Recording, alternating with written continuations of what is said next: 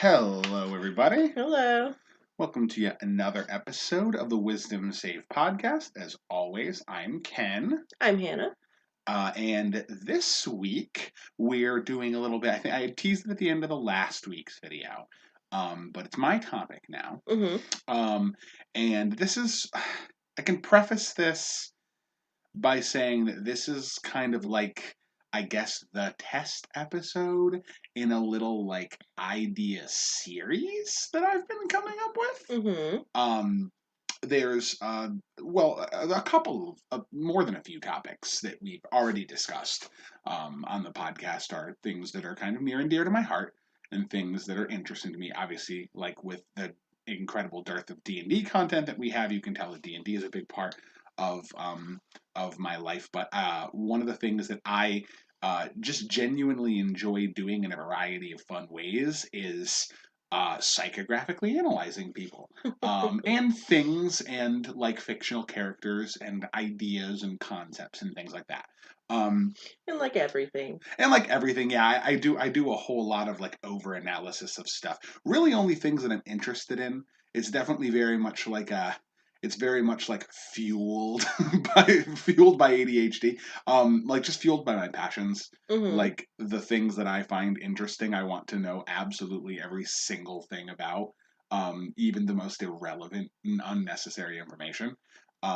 Because I'm like a Wikipedia of random facts, basically. Mm-hmm. Um, so what I've decided to do is sort of start, or I guess pilot. I guess this is like me trying it out. Um, a series of videos that if people think are interesting, I'll kind of dive into other fandoms, other areas of interest, and do the same thing. But one of the videos that I have actually seen, just based on comments and like feedback from people who listen, um, is people seemed like at least interested, maybe a little confused still, but also interested in the color pie and Mm-hmm. the color alignment analysis episode that we did way back. I think that our fourth episode.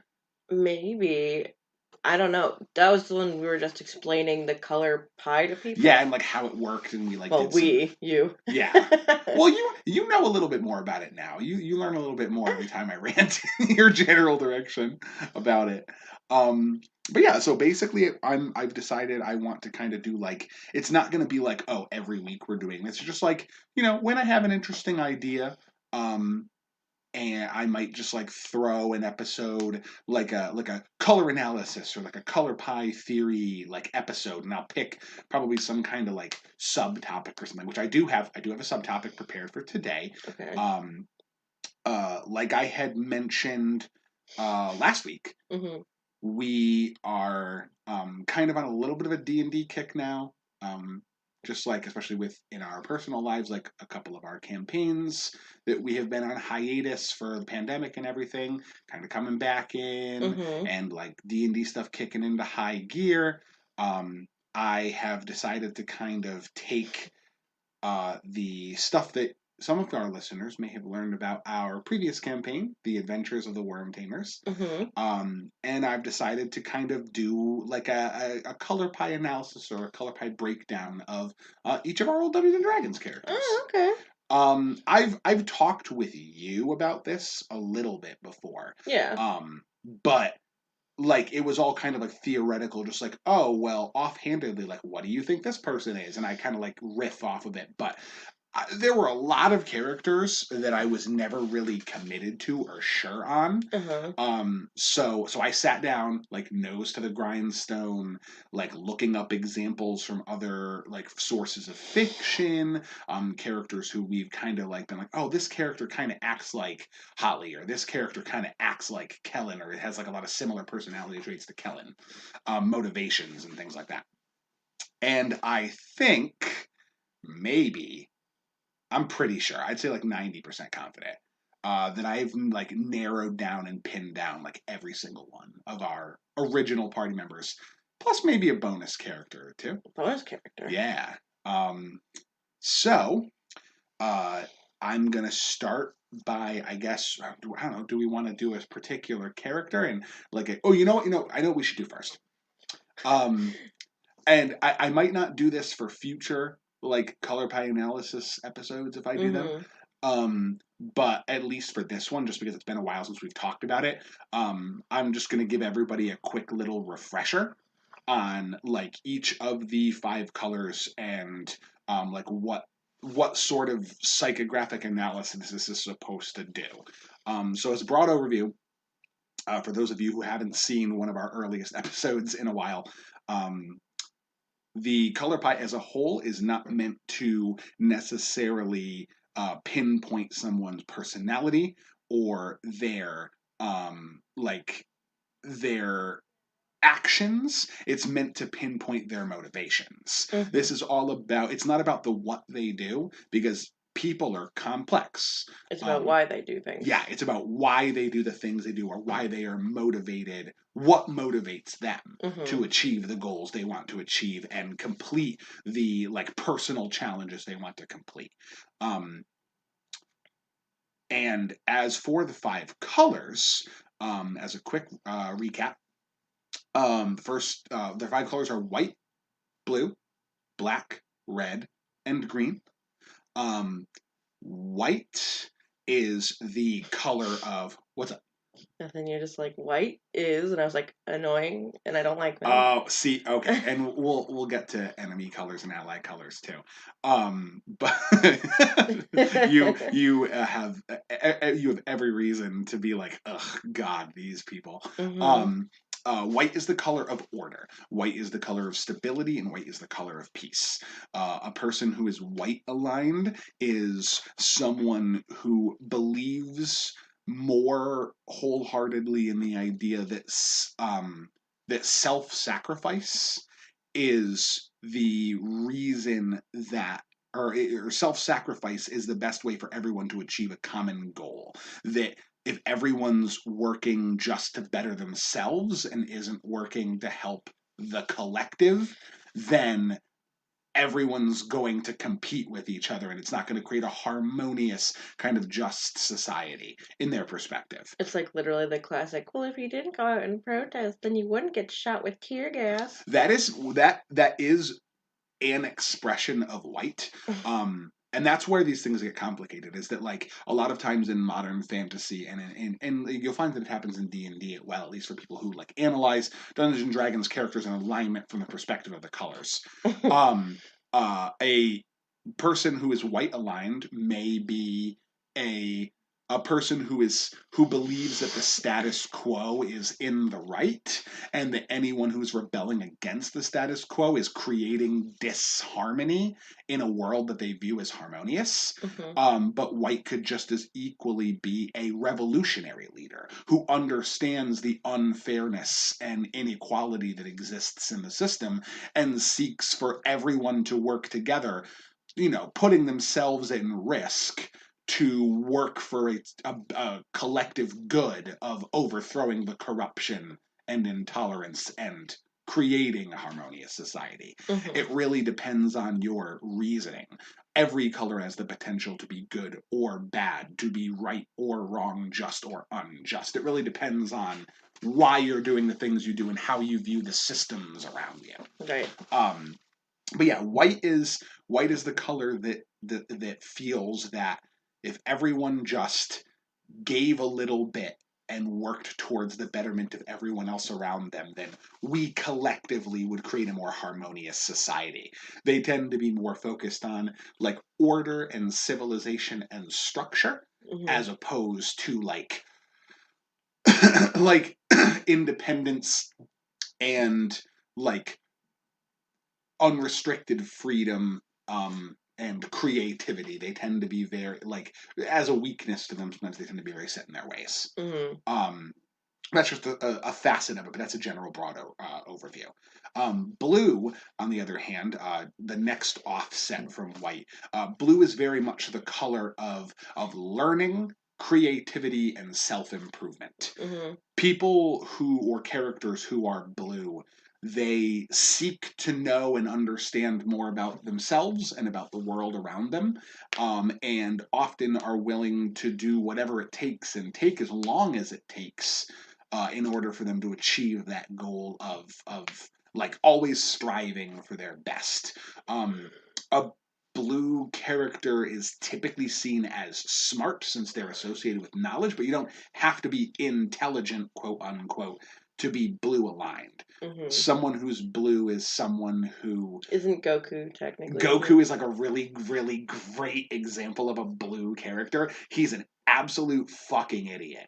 But his entire life motivation is just I want to be the strongest, and once I become the strongest, I need to find someone who's stronger than me because I am never satisfied with being the best. I always want to have another goal to try to achieve.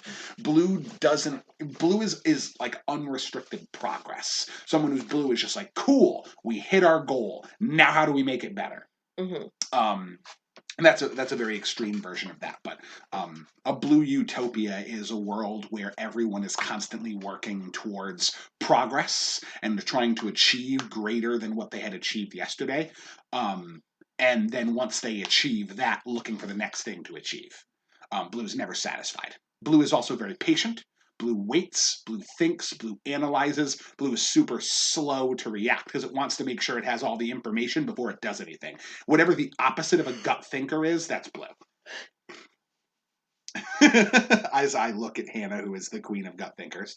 Mm. Um, Why do you have blue in there too, apparently? you do. It's because Which when is you why my mind tears itself apart sometimes. yeah, that's where your conflict is. But it's when you get excited about stuff, you want to know everything about it. Yeah. Yeah, that's where that comes from. And it is probably your third color. Yeah. But next is the color black. Black is that's another one that irritates you. And I will explain why. Black is the color of Selfish buttholes. kind of. It is the color of personal achievement without consideration for the concept of morality. Mm-hmm. It's not that black is inherently amoral. Black just doesn't think that morals have a place in decision making. Black just doesn't give a fuck. Right. Yeah. And every color cannot give a fuck about certain things in a lot of different ways. It's just that But black they is like specifically black don't care corners the about you. yeah, black corners the market. Black tends to, in its extremes, be very much a me, myself, and I kind of color, Mm-hmm. seeking personal goals and willing to sometimes make decisions that they may regret in the long run. Because it's all in the pursuit of that goal. Black is ambitious. Black is very dedicated. Black stops and says, what do I want out of life? And then will do whatever it takes to get that. Not worrying about what things may restrict it or hold it back. Obviously, this can be good in the sense of like someone who's like, I want to be a doctor. And so they like nose to the books, like sacrificing like free time and like friendships and relationships to focus on achieving their goal so that they can better themselves in life. Black is sometimes willing to self-sacrifice if the goal outweighs the cost of the sacrifice, Mm-hmm. and what they can achieve, but it can also be a very like self-serving, hedonistic, like if I can get something from someone else, I don't care how they feel afterwards. That's when it's taking to its like more amoral extreme. Mm-hmm. um but like I said, black can also be very like fuck you, I got mine. Like, I'm only interested in how this benefits me. I don't really care about how other people feel about it. That can be kind of a weakness to black. Red. Red is the color of unrestricted passion. Red believes that feeling is the essence of being and that one should follow their joys. The world would be a better place if the things that make everyone happy were something that they could work towards and achieve, and if other people just stopped making it difficult for them. Sometimes that means that two people will butt heads, but hey, that's the way it goes sometimes. You just have to work it out, and if you can't figure it out, then I don't know, maybe you'll hit each other in the head a couple times and somebody will I'll deal with it. Red Just get is into a knife fight, get a few stitches, you're done. sure. Red is the color of impulse. I am not encouraging anyone to get into a knife fight.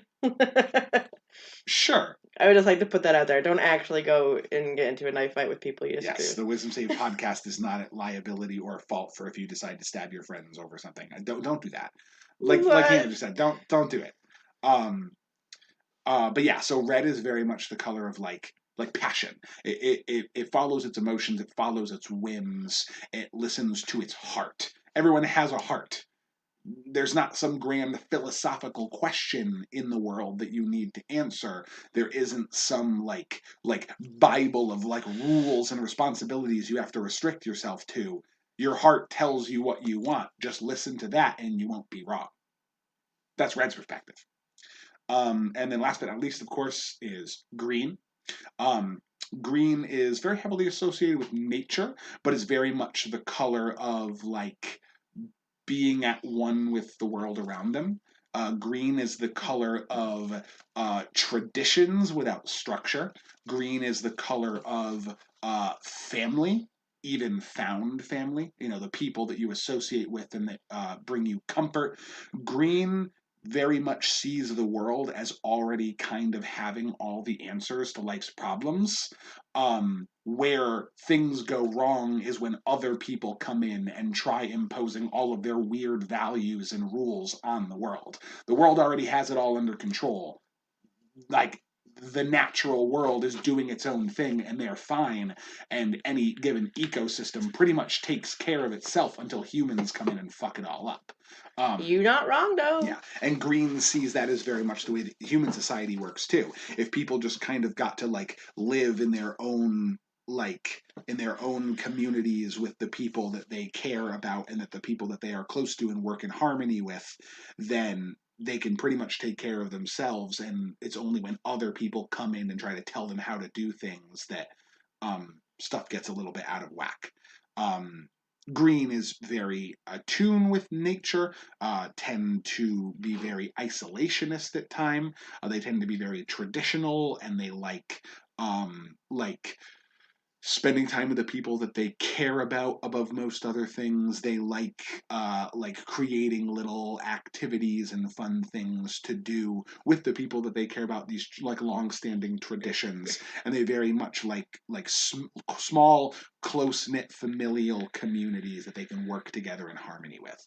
Green is also very much the color of growth. That restriction on an individual being able to achieve their best, whatever that happens to be, just leads to stagnation in society.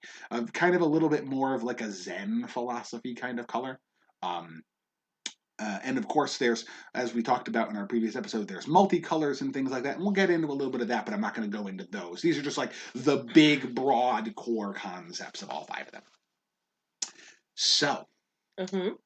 with that, I have taken every single one of our Dungeons and Dragons characters. I have exhaustively poured over resources, and just to let you know, everybody, I am going to try my best to put all of our characters up. You've seen them before in our D&D campaign stories podcast episode, but I'm going to put those character images up again as I talk about each of the characters so that you can put a name to a face, and maybe if you remember some information about that from that podcast, you can draw those connections. But we'll talk a little bit about it. Yeah, we have 2 previous videos talking about the entire color pie more in depth, and also an entire video talking about these characters. So, like, if you didn't watch them, we'll try and describe those like shortly, probably, hopefully, also too. Yeah, I mean, I'll describe a little bit about each of the characters too.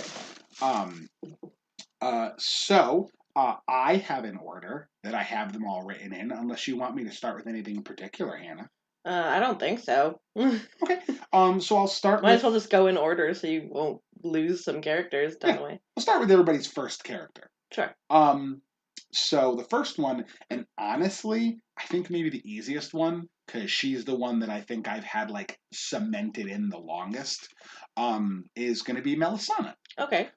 So for Melisana of Ventress, our party's cleric, a mid-20s, early mid-20s, blonde-haired woman, bit of a sort of like lost princess kind of vibe to her until she ran into her adventuring party on a as a prisoner aboard a pirate ship. And slowly but surely they turned into her found family as she got into the adventures she always wanted, but never really asked for. Um, she was a priestess, a cleric of Timra, not necessarily by choice, but more by responsibility, making a deal to save everybody and get them off the island safely with the goddess in exchange for entering her servitude. She is maybe one of the weirdest expressions of a trickster domain cleric that I've ever done. She wasn't very sneaky, she wasn't very prankstery. Wasn't she a luck domain cleric?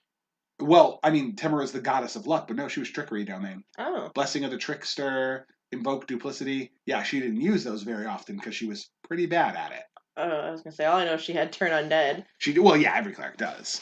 But yeah, no, that was kind of the whole angle I went with her was that like a lot of the times she like didn't use her tool set of abilities to the best of her ability because like it was very much the opposite of her kind of nature. Mm-hmm. Um, and when you think of a trickery domain cleric, honestly, like, and I thought about this one too. Trickery domain clerics, I would usually say, are like they're probably blue, maybe red, probably mostly red. I would say like they're probably Mm-hmm. mostly red blue. Melisana is not, and so that's where things get a little bit weird. Um, for basically every single character, and this is going to hold true obviously here. Um, I kind of decided what I thought their primary color was and then what their secondary color was. Mm-hmm. Um, so for Melisana, I argued that she was probably primarily white aligned Mm-hmm. and secondarily green aligned. Mm-hmm. I've been pretty locked in on that for a while. Um, a white green aligned character is someone who kind of it's the crossing beliefs of if everybody just gives a little bit and we all work together, then we can achieve great things together. Maybe we have to sacrifice a little bit, but we can really like we are stronger together than we are apart chasing our own goals. Mm-hmm. And green is very attached to the concept of of the family and being in tune with our traditions and with the natural world. How these two things overlap. A lot of times you find that like the archetypal mom friend is Mm-hmm. a very white green character, Right. and that holds super true for Melisana. She was the group's mom for like a lot of it, always bandaging everybody's wounds and talking about their feelings, not really having too much time to talk about her own feelings, except for occasional rare moments with Holly or Lundquist, mostly Lundquist. Yeah, actually, honestly. Yeah. Well, because Lundquist was like a little bit of the group's dad, but like he was the group's dad that sits on the couch and farts and burps all day. Yeah, and then Um, rarely will be like, "You seem like you're having a rough time there, yeah, buddy." you want to talk about it, sport? Yeah. Yeah. So that's kind of where that came from. But that's sort of her life. Like she's very much white aligned because she has this um this overwhelming sense of responsibility for the things that she feels she needs to do as opposed to the things that she could do. Mm-hmm. And that's always kind of flavored her decision making. She grew up knowing, I'm going to take over control of my small island. Nation. Yeah, nation. I mean, it's a little small for a nation, but like my island community with a lot of people who are depending on me. Well, I mean, they called that one show Kid Nation. It was only like, I don't know, like 20 kids. Oh God, Kid Nation. Yeah, all right, so cool. So Island Nation. We'll Yeah. go we'll go with that. We'll go with that. Um but she always knew she was going to be in charge of her island nation.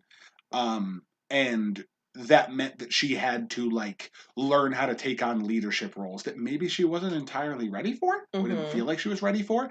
But that kind of flavored all of her decision making process. She's like, what would a leader do? What would a responsible person do? What would a good person do? Mm. And that kind of like that kind of like influenced all of her decision making processes. Sometimes she would get caught up and be like, well, what would a responsible person do?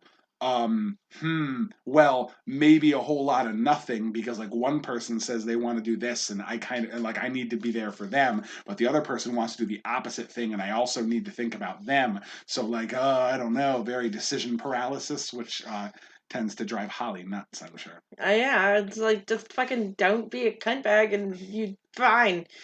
But she's just like, no, it's harder than that. And it's like, it's not harder than that. Right. Doesn't. And that's the thing, is that like white is very much a color that when it's necessary, and it feels like it's necessary often, when taken to its extreme and not combined with any of the other colors that would go against it. Um White very much is the color of um like there's necessity to certain actions and behaviors, and I can't just like I can't make a decision for other people. It has to be a group. Like she's very group oriented and very group mindset. So Mm-hmm. she's not the type of person to make there's no impulse there. She's not an impulsive thinker, because like red is an impulsive thinker. Black is an impulsive thinker. She is literally the opposite of those two colors. Right. So she's not the type of person who's going to be like, oh, I need to do this. So sure, it's going to make some people upset, but it doesn't matter because I need to do it anyway. Right. She's very much the kind of person who's like, ooh, it's going to make people upset. So I don't know if that's the right decision. Let's sit and think about it forever. But honestly, that's like a trait you need if you're gonna lead a nation. Well, I mean, it does. Because you're leading a fucking huge group of people. You can't make decisions that's gonna make every single one of those like thousands, like millions of people happy. Right. Like there's at least always, no matter what decision you make, you're going to upset at least one person. You can't take care of every single person every single time. Right. So it's like you're just gonna have to try and make the best decision for the group as a whole and hope it pans out. And if it doesn't, just be ready to own your shit. Yeah. No, and that's the thing, is that like that gut reaction is missing there. Mm-hmm. And I think that's probably one of the biggest weaknesses of white green as a whole, is that white green is very good at like protecting and organizing and harmonizing the community, especially the community that they care for, but not really all that good at leading.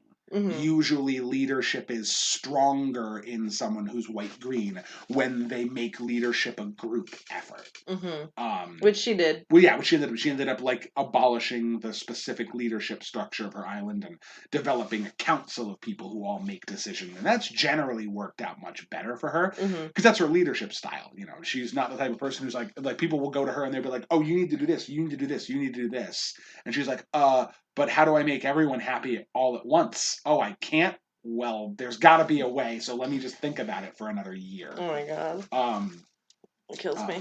But yeah, so definitely white green. An example of like the mom friend who has a hard time making decisions for herself, but really likes to get the group together on something. Very much that, come on everybody, let's all get together. We'll sit around the circle, we'll sing, and we'll think about what we want to do next. Wasn't she the one that made us, or air quotes, made us do the Faeronian Christmas holiday like gift swap? Yeah, she was when we did the quote Secret Santa, whatever. She Mm-hmm. was like, "Yeah, it'd be great. We could all get to know each other a little bit better, since we had a bunch of new members at that point." Which, by the time we had been on a couple of missions, we knew each other. But like, when Right. it was proposed, they were kind of new people. She was like, "Oh yeah, let's just like we'll all do this together, and we can all learn a little bit more about each other, and we can all like get a secret surprise person, and then you gotta find out what they like." That's the kind of activity she loves. That's a very white green trait as well. Mm-hmm. Um, okay, so that was Melisana. Up next, we'll go with your character. We did my character first, so we'll go with yours. Okay. Holly. Since we're already kind of talking about her anyway, in Yeah, relation exactly. to Melisana. So Holly is oh man, I've gone back and forth on her so much, and I Mm-hmm. think a lot of times with her, I added additional colors to her that were kind of based on major decisions that her character made Right. without kind of realizing that, Why like, she made those decisions? well, it's not even necessarily why she made the decisions, because I think, like, one of the biggest important things about the color pie is that everybody has a little bit of everything in them, and it Mm-hmm. comes out at different moments. But your color alignment is what defines the general you. Like, the sum total of all of your decisions and why you've made them throughout your life. What are you, generally speaking, where sometimes people can add or subtract certain colors based on decisions that are made in the moment, a Mm-hmm. snapshot of you. Right. Um, I think there are snapshots where she tapped into different aspects of herself, Mm-hmm. but when it really comes down to it, I think she is primarily green Mm-hmm. and secondarily red. Mm-hmm. I think they're particularly close, but I think that most, above all, and correct me if I'm wrong on this one, but above all, Holly is motivated by a desire to protect her family Mm-hmm. and prevent those who would do harm to the world and innocent people who live in harmony with the world, to protect them from harm. Yeah. Yeah, she's the kind of person who's very much like, it doesn't matter what I do.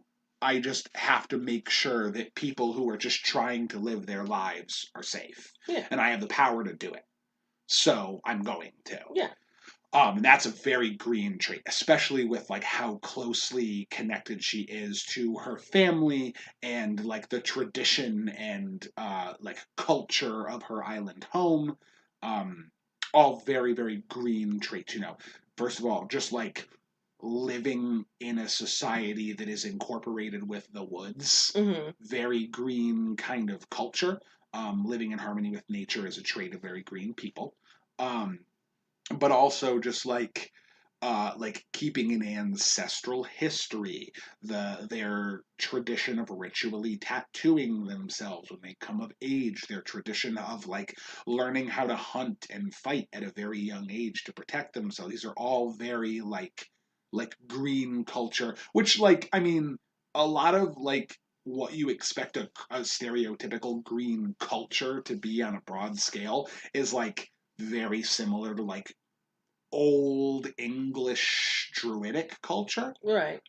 Very similar in style to that, and that's kind of how her island is. Mm-hmm. Um, the red kicks in uh, When she gets angry. hard and fast with her emotions. She Mm-hmm. is very much someone who is driven by her emotions and her passions. Mm-hmm. When she feels things, she feels them at full fucking throttle, Mm-hmm. and she is holding a grudge is not really a choice she makes. It It just is it happens. is an impulse.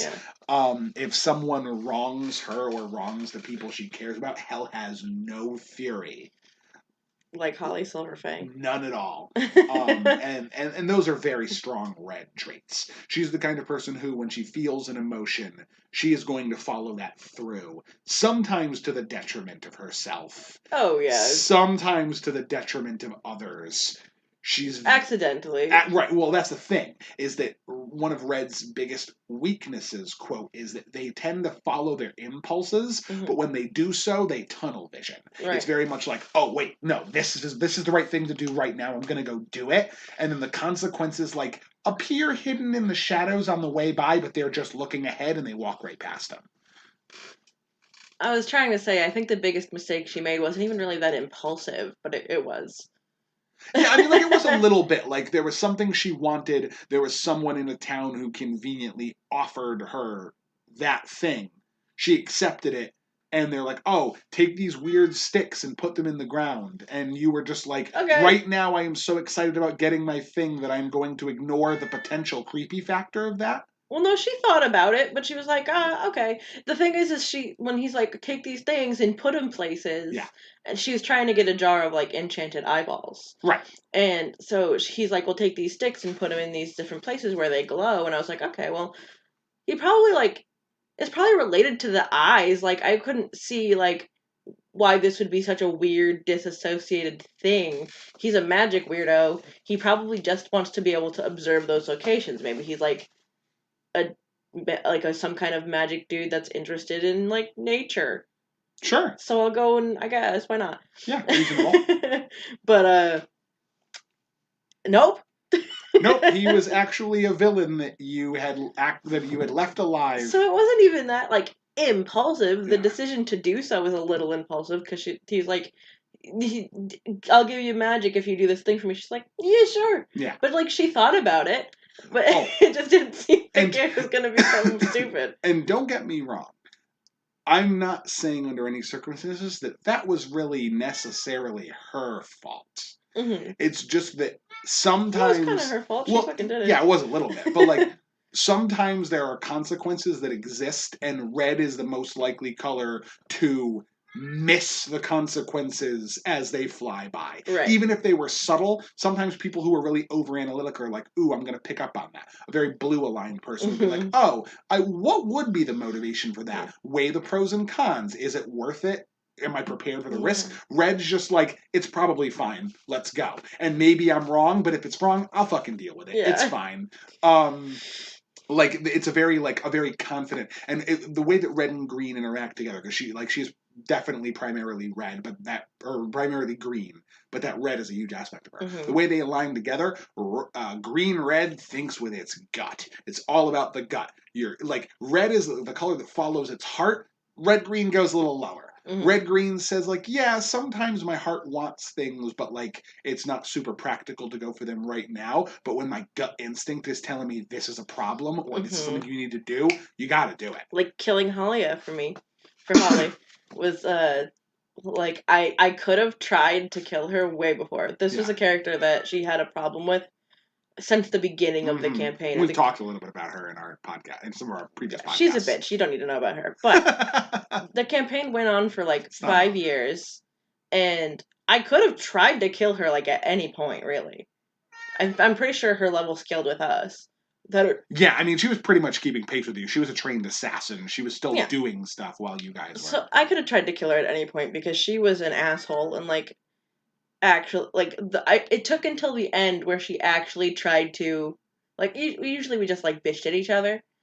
Sure, yeah. Had little cat fights here and there. Yeah, lots of like sassy back and forth. But when she actually tried to like secretly like actually kill all of my friends and everyone on our like council, I tracked her down in the streets and just killed her. Well, the thing is that, like, a lot of people in the group were just like, yeah, like, we can't trust her, but she's at least, like, on our side. And the whole time you're just like, yeah, she's on our side for as long as it fucking benefits her, and then she's going to stab us all in the back. She's probably planning to do it right now. And everyone was like, oh, Holly, I get it. You're so crazy. Paranoid. But your gut was telling you, no, she's up to some shit. She's going to try and kill all of us. And it turns out she was a fucking double agent. Yeah, she was actually trying to kill all of us. And she actually attempted to, too. Like, the only reason that I think we even picked up on it in the first place was because the person that...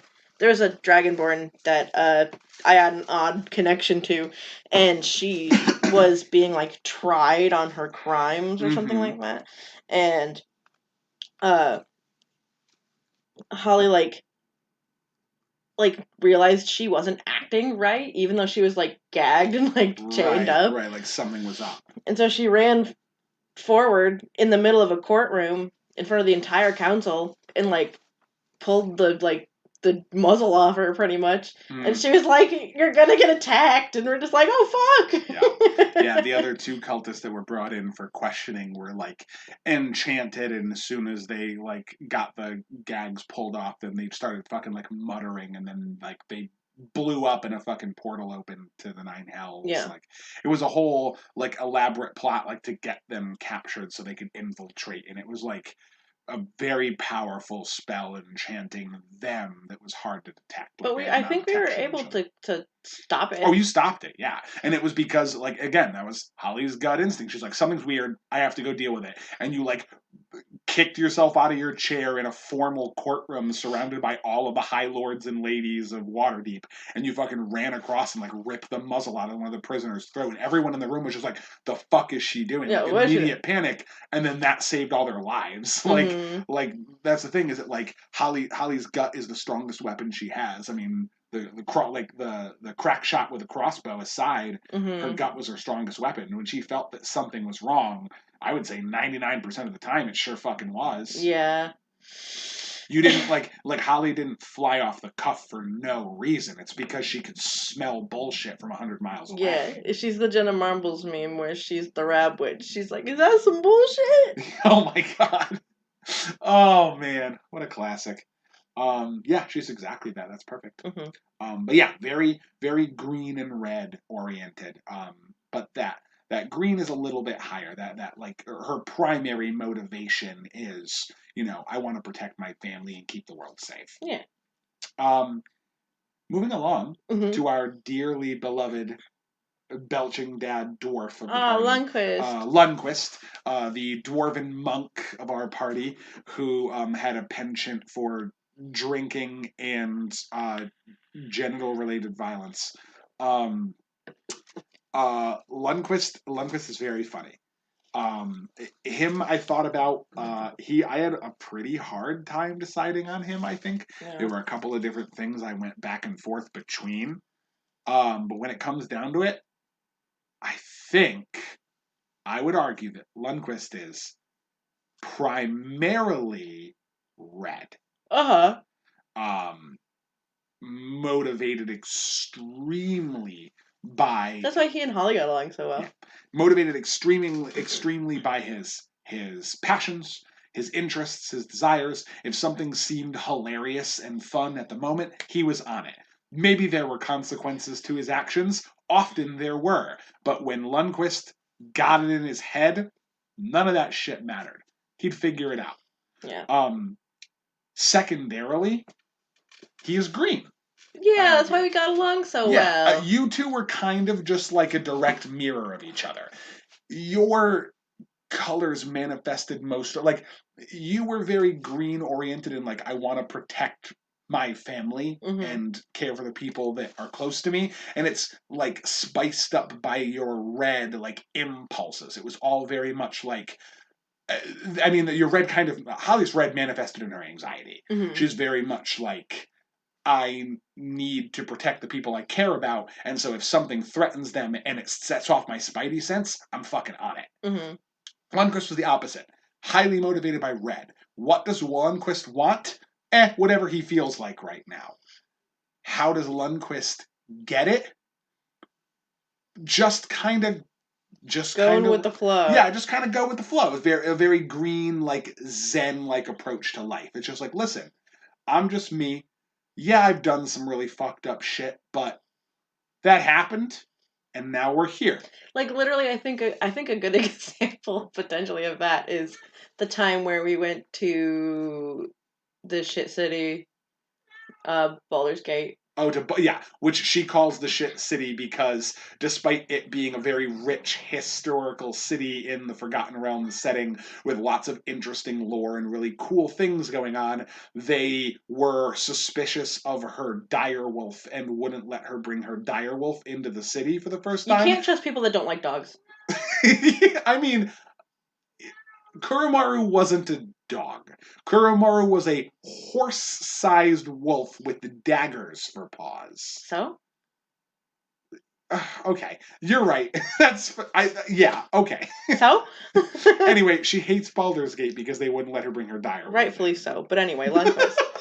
Love you so much. Lundquist, we went to a bar in Baldur's Gate. Sorry if you can hear Percy. He is relentless right now. Yeah, right. Oh, I was going to say we double closed the door so that Percy wouldn't try to get into the garage. Or cry outside of the garage. Yeah, and then somehow he found his way back into the inner door. So he's likely you're going to have a special guest star for today's episode. Yeah. We'll give Percy's color alignment at the end. Okay, I can do that one. That's a bonus. It's a bonus for all you intrepid listeners. But Lundquist, we went into a bar and we decided we were gonna have Kellen, our 16-year-old boy, get drunk with us in the bar, and we there's a bunch of snooty people in the bar with us, so we were like fucking with them, like asking them weird questions and like poking them in the back of the head, and I put an eyeball on their head and then they left because they were creeped out. Right. And so the bar owner came over and he was like, "You need to leave because you're like losing me business." Mm-hmm. And so Lundqvist punched him in the stomach so hard that he threw up. Oh no, punched him in the balls so hard that he Yep. threw up. And Yep. I think he called guards or something, and so we had to run. And for some reason, like he and I, no, nobody else got caught. It was only Degard that got caught. He Right. got put in jail. No, that Or was Brosh. Barash. Oh, At that Brosh point, got yeah, put that in was jail. Barash. But then after a little while of running around away from like the cops, Lundqvist decided he's like, I should probably apologize. So he like went and got everybody, and then Yeah. we all went back, and he apologized to the dude, and he's just like, sorry, like, Who was like doubled over in pain, like trying to like repair what was left of like the severe pelvic damage he had gotten from a relatively mid-level monk, like full on speed bagging him in the nuts. but he just like had to change. He wanted to punch him in that moment, so he did. Yeah. And then when he had some time to think about it, he was like, I should probably say sorry about that. That wasn't cool. Yeah. But like he wasn't really like overly concerned about the Yeah, he didn't consequences give of a it. fuck really about it. He wasn't like, oh man, like that was so wrong of me. I shouldn't have done that. He was just like, Yeah. I should probably apologize, I guess. Yeah, because Lundqvist is motivated by Lundqvist wanted to do it. Yeah. And like he'll play it cool afterwards, but it's very much like well, that was in the past. I should probably like be a good person and go be like, hey man, things got a little heated, but we're cool. A very zen impulsiveness. Yes. Which is typical of a mostly red flavored by green kind of character. So in that way you're kind of mirrors of each other. Holly and Lundqvist are, but yeah, approach if life. Melisana was the mom and Lundqvist was the dad, I was the cool aunt on Lundqvist's side. Yeah, like a lot of the time, absolutely. I mean, especially like that Zen played in like with. I mean, it became a mantra. Like the dude got brainwashed by an insane Darrow, and like was tricked into thinking his town was invaded by an enemy army. Mm-hmm. So he wiped out the army, and then it turns out they were the townspeople and his own family who were the army of orcs who were in his house. So like he literally was responsible for the death of his previous family. So what did he do about it? He went on a walkabout. Getting drunk for a while. Yeah, like got drunk to get over it for a couple of months, and then it just became like, "Hi, I'm Lundqvist. I killed my family." Like that was like his. He made sure he told everyone up front because it's like it was kind of his way of being like, "Listen, like some fucked up shit happened, and now I'm a new me, and I've got to kind of just move on with my life." And so he kind of like Lundqvist was very much the kind of person who used humor as a weapon. Yes, but also like as a defense mechanism in a lot of ways. Both, I'd say. Yeah. But also like honestly, everyone always would laugh at it, but it's like, hey, I mean, he got his most fucked up secret out of the way first. Yeah, that's true. It's like now, like anything else you know about me can't be that bad. Well, also like thinking about people that might want to try and use that against him. He's like, hey, I killed my entire family, and then they're like, okay, like does he have any other secrets? And it's like, nah. No, not so how really. are you gonna like blackmail him or like anything like that? Yeah, it's like what do you got on him? He told you what he did. And he's told everyone what he Yeah. did, so you can't really be like, well, if you don't do what I tell you, I'll tell everyone you killed your family. He's like, beat you to it. Yeah, I like, already told everyone. Okay, like listen, I can explain it if you want to give me time, but like I feel like most people just kind of get like, oh, they just take it and they go. That was an oopsie. Like, yeah. We usually explain that it was an oopsie. Yeah, he doesn't. Usually he's just like that stands by itself. I mean, if you don't like me after that, then what are we gonna do? Like that's the worst thing about me. Yeah. Yeah. I mean, he still got married again afterwards, so it couldn't have been like that bad. I mean, he got married to one of the people who also accidentally helped him kill his family. So, right. I mean, there was some shared trauma. Yeah. Say they handled it differently, but Okay, so next from the party's original characters, Callista. Okay. She was fairly easy because I'm pretty sure I know where she's at. White, blue. I'm really proud of you. Why? Is Yeah, that what she is? that's totally right. Wow, look at you. See, you are learning. You're always just like, I don't know. I have no idea No, what I it just is. picked 2 colors I didn't like. Oh my god. Yeah, because Holly and Callista also approach things from very, very different No, I don't perspectives. dislike Callista. It's just Well, yeah, but the two of you butted heads a lot when yeah. it came to decision making and choice, making choices as a party because the two of you approach life from a very different Yeah, perspective. for sure. Exactly. Which is where that kind of meme comes from within the group. But yes, you're right. Now, I'm gonna throw another curveball at you since you did so well in Okay. the first one. Which one of them do you think is her primary color? Do you think it's the blue or the white? White.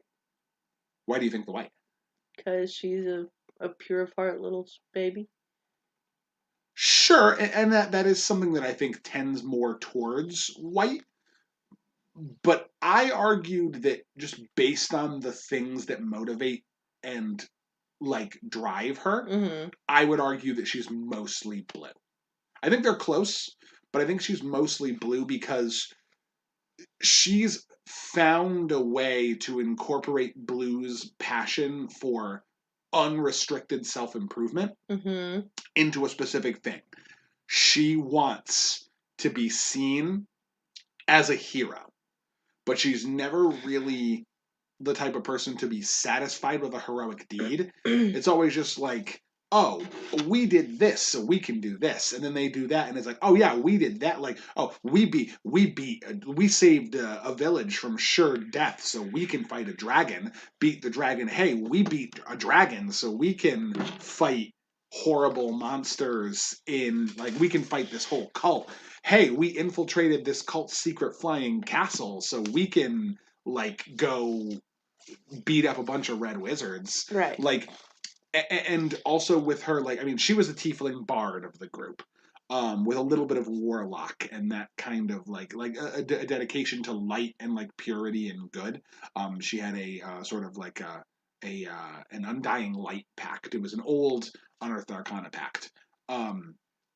And the way that manifested was especially with her bardic nature, she was very much a storyteller, Mm-hmm. and her performance was all about sharing the stories of great heroism that she had heard, and then slowly but surely over the course of the campaign it started to turn into her telling the stories of our party's exploits. Mm-hmm.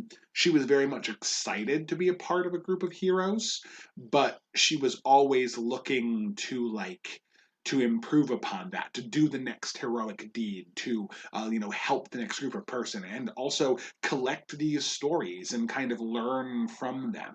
She was very much the type of person who absorbs knowledge and uses that knowledge to better herself, Mm-hmm. or to at least try to better herself. That's a very blue trait. The white, that sense of justice and passion, sometimes a sense of justice that bordered on the edge of like uh what's the best way to put it, um like a character that's I'm just Self-righteousness. yeah, self-righteousness is maybe not exactly the feel I'm going for, but it's a little Mm-hmm. bit that. She was very much the kind of person who was just oh, I can do this thing because I know I'm good. Mm-hmm. And really, a lot of people. Oh, I think a lot of people would argue that as that. That's the basis of the archetypal lawful stupid paladin, where it's Mm-hmm. I can slaughter an entire small village of goblins, including all the babies, because goblins equal bad. So killing babies is fine. Mm-hmm. That's not her in any way, shape, or form. No. She was very much she was very I'm pretty sure she was really not into killing. no, yeah, she was very innocent, very violence as a last ditch effort, very interested in problem solving as opposed to fighting through a problem. Which is where I think her and Holly really butted heads. Yeah, Holly was very much into problem busting. There can't be a problem if the problem is destroyed. Yeah. Whereas Callista is if we destroy all of our problems, all we do is make more enemies. Which isn't usually true if they're all dead. Right, and that's the Holly perspective for sure. And I mean, there's merits to both, and both sides succeeded at different points in the campaigns, and both perspectives also failed you at certain points in the Right. campaign as well. Which I think made that a much more compelling character dynamic. Well, there's also a particular reason why Holly didn't listen to Callista anymore when she told her not to kill people. Why was that? Because in the very beginning of the campaign, she Uh, did listen to Callista when she told her not to kill someone, and he became a lifelong enemy.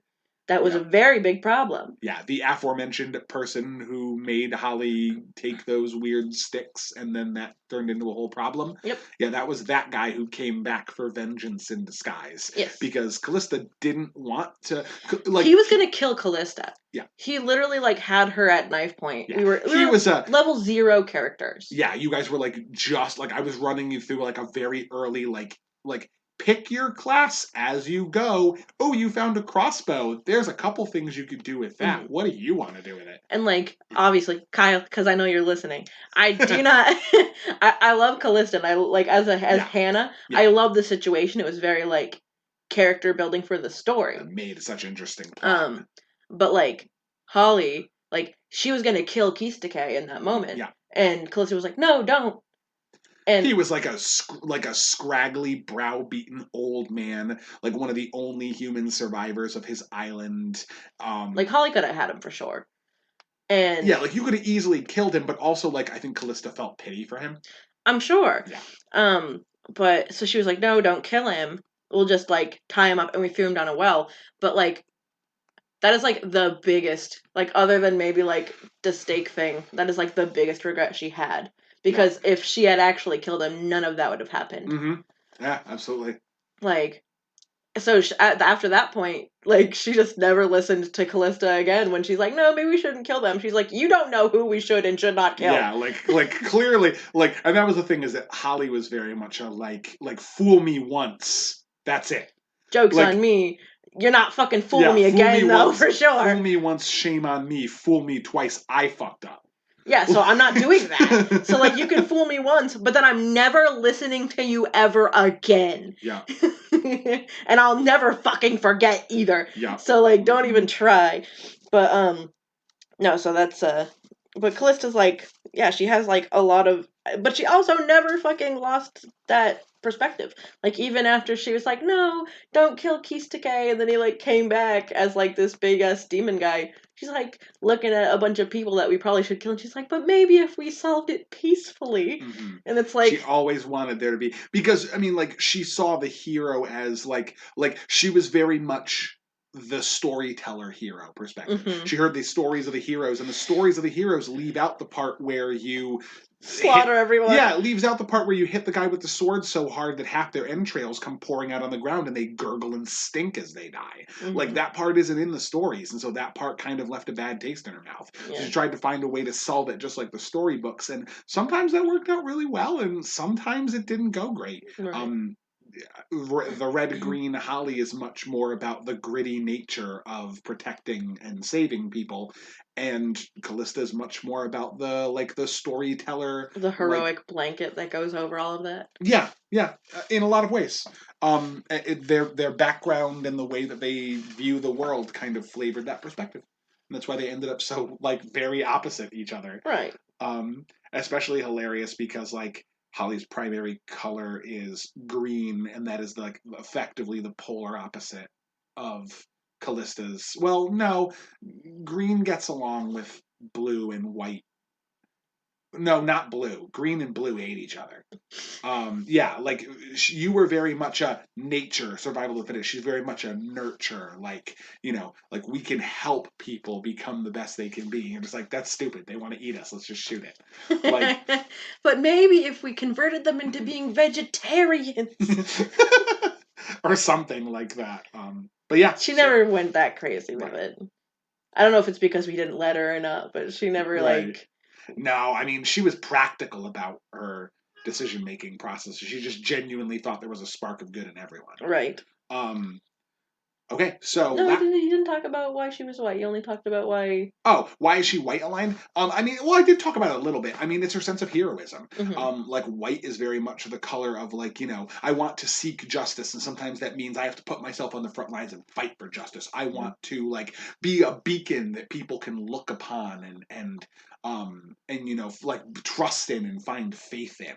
White is very much about like being the heroic figurehead, taking charge, leading the fight for justice. Mm-hmm. Um, and she very much wanted that in herself. That was a goal for her and a motivation to like.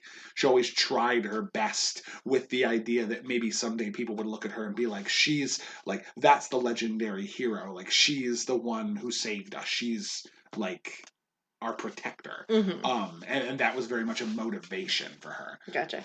It flavors the very blue aspects of her. It's definitely Mm-hmm. a secondary color. Next up is Ryan's first character to join the party, our Oh. beloved Oath of Vengeance paladin, the human paladin of Bahamut, Geth Stormrider.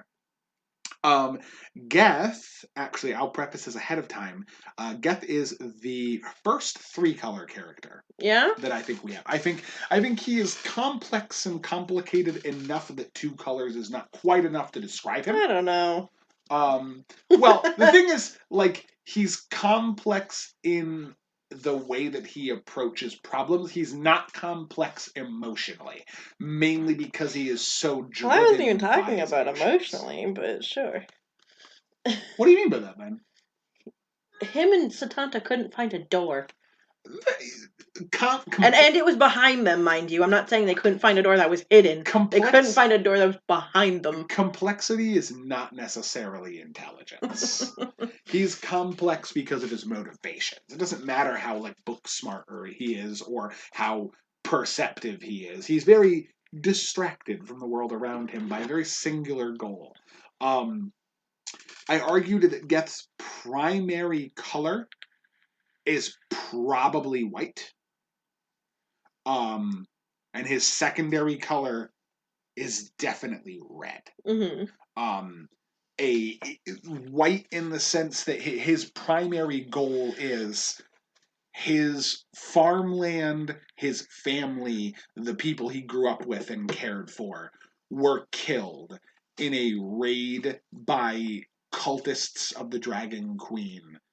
Um, Coming into the territories near his land, forcing some of the like goblinoids and orcs and other creatures down from the mountains into his village. Basically, the cult was indirectly responsible by taking over the mountains and bringing dragons into the nearby territory. It set the other groups of people there flooding into the golden fields, seeing no other option and with their food sources depleted, basically attacking and overrunning and destroying the region. Right. Helped by the cult of the dragon because the cult wanted the territory space to themselves. So of course they're gonna like aid and like cause all sorts of chaos and destruction, send the dragons and things like that. Ultimately, these creatures destroyed his home and everything that he cared for. Everything that he cherished in life was his civilization. And he became Is his last color green then? uh so green and white can both care about family and tradition in different ways. Green is very much about the close-knit family. Geth was never the type of person who's like, "Oh, they killed my mother and my father." They killed his home. Mm-hmm. He cared about the location and the community as a collective more than anything else. Uh-huh. Um, which is more of a white trait. Like, this was my place that I found peace, and it was destroyed. So now the only thing I care about is getting revenge on those who destroyed my peace and took it away from me. They take away peace, so only by destroying them can I return peace to the land. Um, and that is, the red plays into his passion and his fervor and his desire for vengeance. But I would argue that his third color is actually black. Yeah? Oh yeah, I think he's definitely white, red, black aligned. Because he was extremely ambitious in his goal, in achieving his goal. Who were the bad guys who were responsible for what happened here? It's this cult, and then it kind of went off the rails like, oh, maybe it's the Red Wizards. They're bad people, and they'll hurt us. They threaten the way of life and the peace that I want to bring. I am willing to do absolutely, bar none, whatever it takes to end those people. I mean, he didn't kill Lem. He didn't, and that's very true. And the thing is, like, he's not going to fly off the handle and impulsively kill someone. Also, a little bit of a hand wave because, like, he was also a member of the party. So even though he kind of held Lem responsible for a lot of that, he just kind of saw Lem as I mean, he never killed coward. Lem, not even after the campaign. Right, but that was my whole point. It was like Lem. He saw Lem's family as cowards who didn't protect the people that they were charged to protect, who fought for themselves over others. I mean, I would have helped him if he wanted. I know you would have. And I think the rest of the party does too, which is probably why he went into the mountains and kept to himself for a few years. He's just like, let's just get her off the tail. Maybe she'll forget about me, and then we can be fucking fine. But I think that like that color combination of white, red, and black kind of play into all of his motivations. He's the type of person who he has a goal. He wants to return peace to a world that has been upended by destruction and war. That motivates him and drives him, and he's very passionate about his goal. When he feels strongly that something threatens the people he loves and cares about, he will pursue that with his blade with extreme prejudice. Mm-hmm. And him and Holly got along in that way. Both of your Red was very much like, that's a terrible person. My gut tells me that's a terrible person.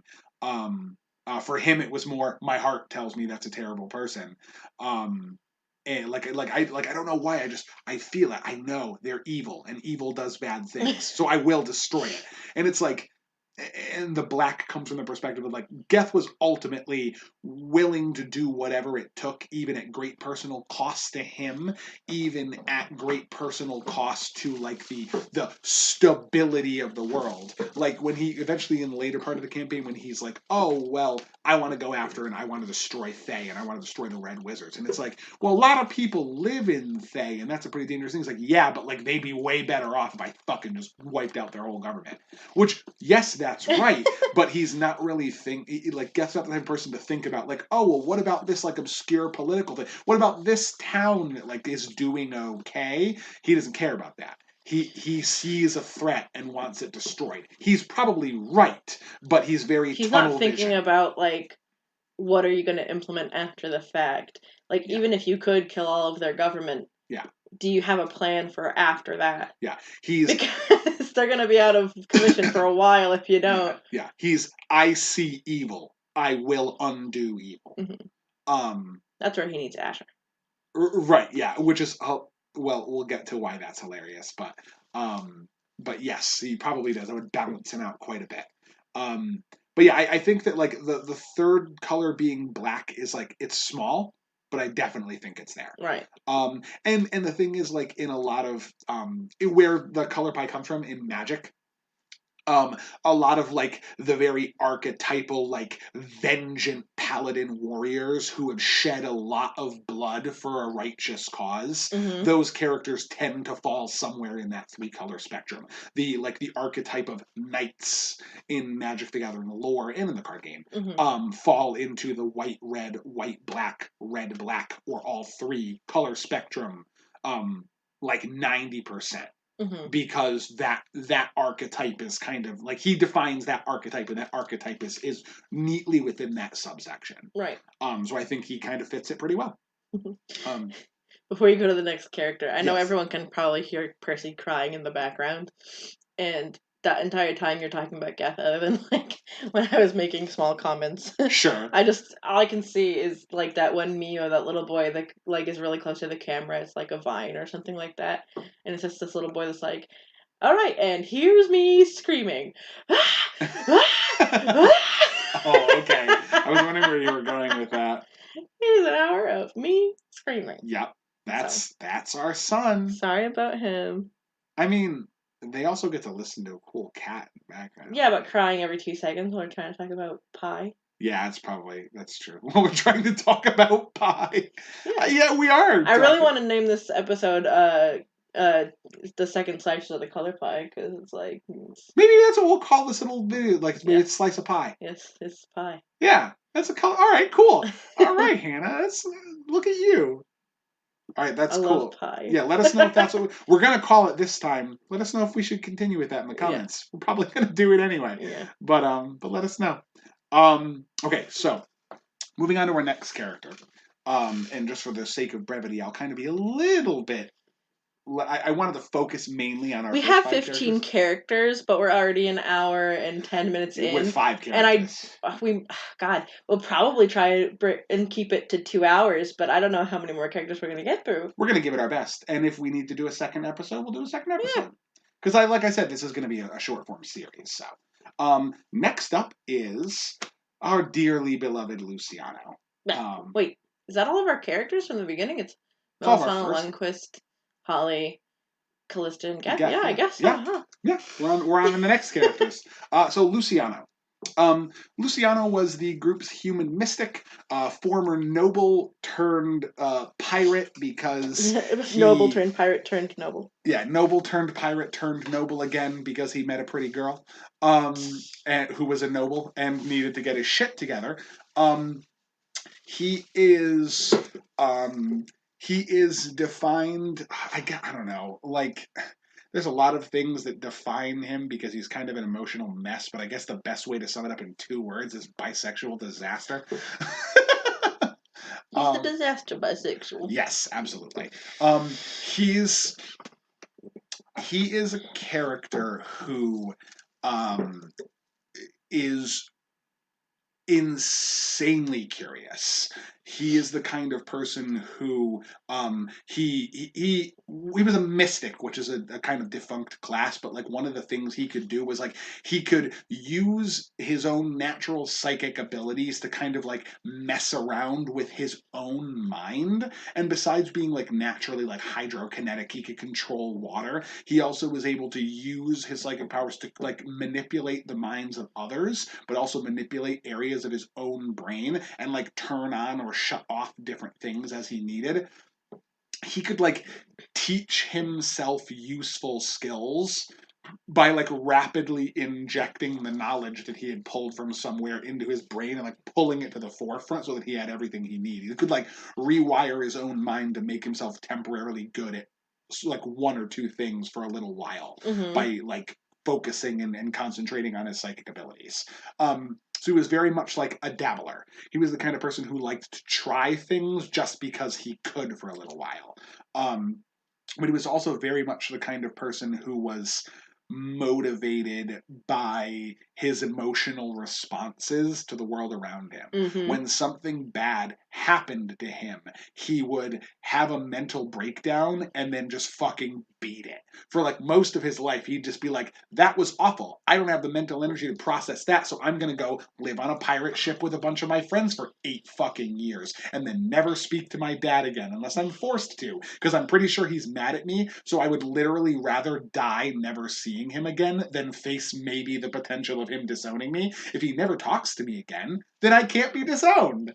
Um, yeah, As if you're not already doing it to yeah, yourself. he And is not to mention the literal king of problem avoidance. yeah, we were literally the whole entire fucking campaign was centered around the problem that we were supposed to go and try and fight the cult and try and kill Tiamat.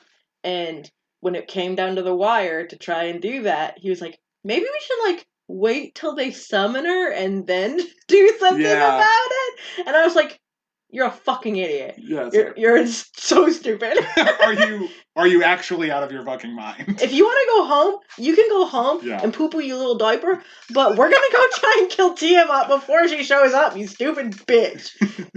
And it's very funny because him and Holly definitely share a color, but they're like they approach it from such opposite angles. Because Holly's motivated by anxiety and Luciano's motivated by fear mostly. Mm-hmm. um, he's like a totally normal dude. He like grew up in a pretty ritzy household and like hung out with some ruffians, and that caused him to end up having to lead an adventuring life. But he was like pretty much born with a silver spoon in his mouth, and like he was just like, what if I die and lose everything? Oh no. Well, I mean, Holly But wasn't I'm here. particularly born into squalor either, regardless No, of she being wasn't, but she was also like she was born into a very like like a survivalist household. yeah, like you lived in the woods surrounded by monsters. Yeah, You had a strong yeah. community that defended itself and everyone cared for each other, but like things were dangerous and bad things happened Right, you're right, sometimes. you're Yeah. right. So like she like I was was I was prepared from the moment I was born that everything could disappear and that's fine. yeah, yeah. Whereas Luciana was very much like, my dad runs a shipping empire, and I sit in the house in my silk pajamas and read books. Oh my god. And then mom sometimes teaches me how to use my psychic powers because she has them too, and we don't really know why. Um, but then mom died, and then I'm like, I don't know what to do with my life. I'm gonna go run away with my boyfriend and live on a boat. But he's a dick too. Yeah, but I Now didn't what do I realize he killed my mom, and so yeah. now. It's like, oh, he's actually a stalker, and he killed my mom, so I'd run away with him. So now I have to run And away from him. yeah, now I have to run away from him, and now he's in jail, and I just don't want to talk to him ever. Oh, but look, Um, a pretty girl. Maybe I'll live with yeah, her. it's like, oh, a pretty girl who keeps getting herself into trouble and wants to be adventurous. Oh, I want to protect her, but like, I also don't want to die. Maybe I'll go live on her island. Like, yeah, he's like a poor scared baby. But he is primarily red. Yeah. He is motivated like I don't know how. yeah. Oh no, for sure he's very motivated by like well, because the thing is like when red and blue intertwine, like they're enemy colors. So Mm-hmm. that's the dichotomy with him. Red is the color of go go go, do it, and Mm-hmm. blue is the color of wait wait wait. Let's think about this. So So he's he's just at a constantly at work. perpetual He's constantly just standstill? like he'll be like, okay, let's go go go go go, and then you get there and he's like, wait a minute, did we plan enough? Hold on, I have to think about it. And everyone's like, fuck, we're literally one step away. Just do it. Sounds like he's just at a perpetual, like, He's constantly at mental war. Yeah, it's buzzing. It's just constant buzzing in his head, and he's just like, I don't know. Did I do the right thing? Wait, let's think It about it. doesn't matter at this point. Yeah. Fucking go through with it or don't. It's too late. Yeah, and that's really what it comes down to. Is he's primarily motivated by like his passions and interests, and mainly motivated by his curiosity. Ultimately, when it comes down to it, I like curiosity is the color of red blue. There's someone who seeks to learn as much as they can about the world around them and explore it. Um, in whatever ways that they can. They're passionate about their exploration, but also constantly at war with themselves and very like distracted by the myriad of potential decisions they could make. They want to learn and know and do everything, and sometimes that means once they've settled on an idea, they'll then stop in the middle and be like, wait a minute, but what about the 12 other options? What if I don't get a chance to ever do those again? And then I never know. Oh my god, he's literally that one thing from Family Guy that's like, you want the soup or the salad? And he's like, I'll take the salad. And then they're like, okay, and they walk away, and he's like, but the soup! The soup! I'll never know. I could take the boat, but they could take the mystery box. It could be anything. Yeah, it could even be a boat. It could even be a boat. Yeah, that's him to a T. Jesus Christ. I love that. I love that fucking mess of a human being. Okay, so our next character is going to be Asher. Asher! My sweet boy. So Asher, for those of you who don't quite remember, he was our human barbarian, though he had fire elemental blood. Yeah. He was the strong, silent type, very calm, very stoic, very unlike your archetypal depiction of a Dungeons and Dragons barbarian. Mm-hmm. Very clearly physically strong and very he fit the bill. Mm-hmm. But in terms of his personality and the things that he enjoyed and he was very much not like your average barbarian. Because everybody in his little village was trained as a barbarian. It didn't matter. Like, what you trained as a barbarian. Yeah. You were born and you're trained as a barbarian. You trained how to take hits and fight close and draw your inner fire to the forefront and just go into a warrior rage. He was very much a cold rage type person. He wasn't like the yell and scream and froth at the mouth type barbarian. He was very centered and focused and Stoic anger. yes, yeah, like a cold anger, very zen in his emotional outpouring. Um, which is pretty unlike most barbarians. He's the kind of barbarian that, like, on his days off, he liked to just kind of sit around and relax and He had me tinker. time. He liked to read. He did alchemy. Yeah. Like he was a intelligent barbarian. Yes, very intelligent, and he was in fact the party's alchemist as well. And that is why, in general, like when most people are like, "Oh, what color is this class most likely to be?" And really, when it comes down to it, barbarians usually they're red. They're Hmm. usually red or maybe green, but like almost always red. Rage is a very red thing. It's an outpouring of emotion, and it is emotion driving you to make an impulsive decision. Hmm. It's a very red thing. I don't think he's red. No, I don't think he's red. I thought about it forever. I was trying to be like, maybe he's three color. I don't he's think not he's red. very impulsive. No, I don't. He's not very impulsive. He tends to avoid his emotions instead of follow them. Hmm. He likes to relax instead of like overwhelm himself with things. He doesn't really like tunnel vision a lot. He's very much like, I have a thing I have to do, and he just kind of goes and does it. He's very cool, calm, collected, the polar opposite of red. I don't think he's red. Mm. Um, and I thought he was for a long time, and I think that was just because I'm like, he's a barbarian, so he's red. Yeah. He's not. I don't think he is. I honestly, what do you think his primary color is? Uh, He's your character, so I want you to like. I don't know. Um, He was one of the hardest for me. well, because I want to say he was blue, just because he was like continuously like learning things, but like he didn't strive for knowledge. He wasn't like I need to be better all of the time. He just was like I'm just gonna like read books and just like chill. Hmm? So I have no idea. I mean, like, what kind of things do you think were like? What was his primary motivation in life? Uh, his primary motivation in life. Yeah, like what was the thing that got him up out of bed every morning? I don't know. The people he cared about, I guess. Yeah, I think he's primarily green. Yeah, probably. Yeah, very zen, very calm, cool, and collected, very one with the world around him. Just wanted to like he's like I have my people that I care about. I'll protect them. I'm always going to be there for them. They don't need to like it doesn't need to be some big dramatic showy thing. It's just like they know I've got their back. Hmm. And I know they've got mine, and I just want to live at peace with the world around me. Yeah. Very green. Secondary for sure blue. He's Okay. absolutely very green blue. And that was why I thought it was funny earlier when you're like, oh yeah, like Geth needs Asher to kind of balance him out because quite literally between the two of them, it's all five colors. Yeah. They are Oh yeah, balancing red, factors white, for each other. red, Yeah. white, black, and then green, blue. Green blue, yeah, yeah. He's absolutely green blue. Green blue is probably one of the most complicated two color combinations because, like, again, this is a psychographic profile that comes from a trading card game. And a trading card game is gonna it's like it's monsters and heroes and warriors smashing into each other in a big fight. So you really only see the combative, violent, or like game mechanic aspects of certain color combinations. Green blue gets a lot of that. Hmm. It's hard to see the personalities of green blue characters. A lot of green blue characters in the depiction of the game are like make into big large thing, like big animal get make bigger because more like seeks more strength become even larger. It's kind of pigeonholed into one thing.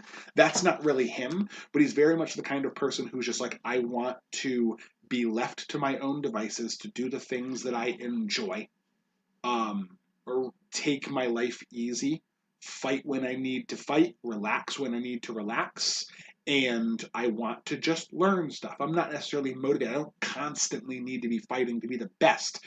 Green sees growth as a natural thing, Hmm. and blue sees growth as a thing you constantly work towards. So Hmm. for him, it was very much a work hard, play hard mentality. Hmm. Some days I need to relax, and in that way, I am growing my mentality. I'm resting to improve myself at a later date. And then when the inspiration struck him, he was very much like, well, I'm going to work extra hard on this because I want to see what I can do with it. Right. Yeah, green blue mentality for him is very much a work hard, play harder kind of mentality. And I think that kind of defines him pretty well. Yeah, I think so. Yeah. So, green blue barbarian, no red in sight. Strange, but I love it. Next character, our scraggly human druid, Fernir. Oh, Fernir. Um, Fernir is the one who, at some point during the campaign, did die, and then ended up coming back as a revenant. It suited his character very well because he was a druid that was formerly part of, well, sort of like a nature death cult. Yeah. They were very much like they worshipped like the darker side of nature, the end of life, like decay and death feeding into new life. They saw death as just another chapter in the life cycle. Right. Um, and he very much like they were kind of like a nihilistic sect of druid. They were very Mhm. much just like life All does. life ends. Yeah, like all life ends and life doesn't have any intrinsic meaning after we die. Right. So we just live. We just exist. And the world happens around us and some things die and they feed the things that still live. And then once you're dead, no sense shedding tears over the living or over the dead because we're all going to end up there eventually. Mm-hmm. Um, that in a lot of ways, I think kind of made it super easy to figure out what he Black is. green.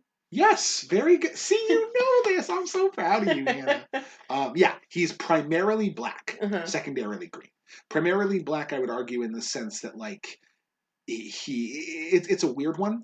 Um, because well, sorry, I thought that primarily green, Mm-hmm. secondarily black, because he's very much like life is what it is. Mm-hmm. Don't interfere with it. Don't change it. Don't meddle with it. Just it is. It grow. Some things grow. Some things die.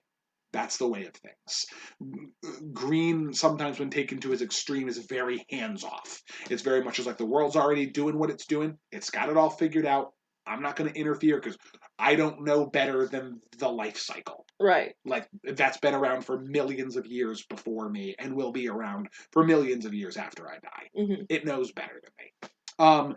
But that black aspect was very much like a sort of a moral and emotional detachment. Mm-hmm. He sought the things that he felt gave him peace, and he didn't really care what lived and died on his way to that goal. He didn't even really necessarily care about himself. Mm-hmm. And that sense of like natural like life and death, decay and growth is a very green black trait.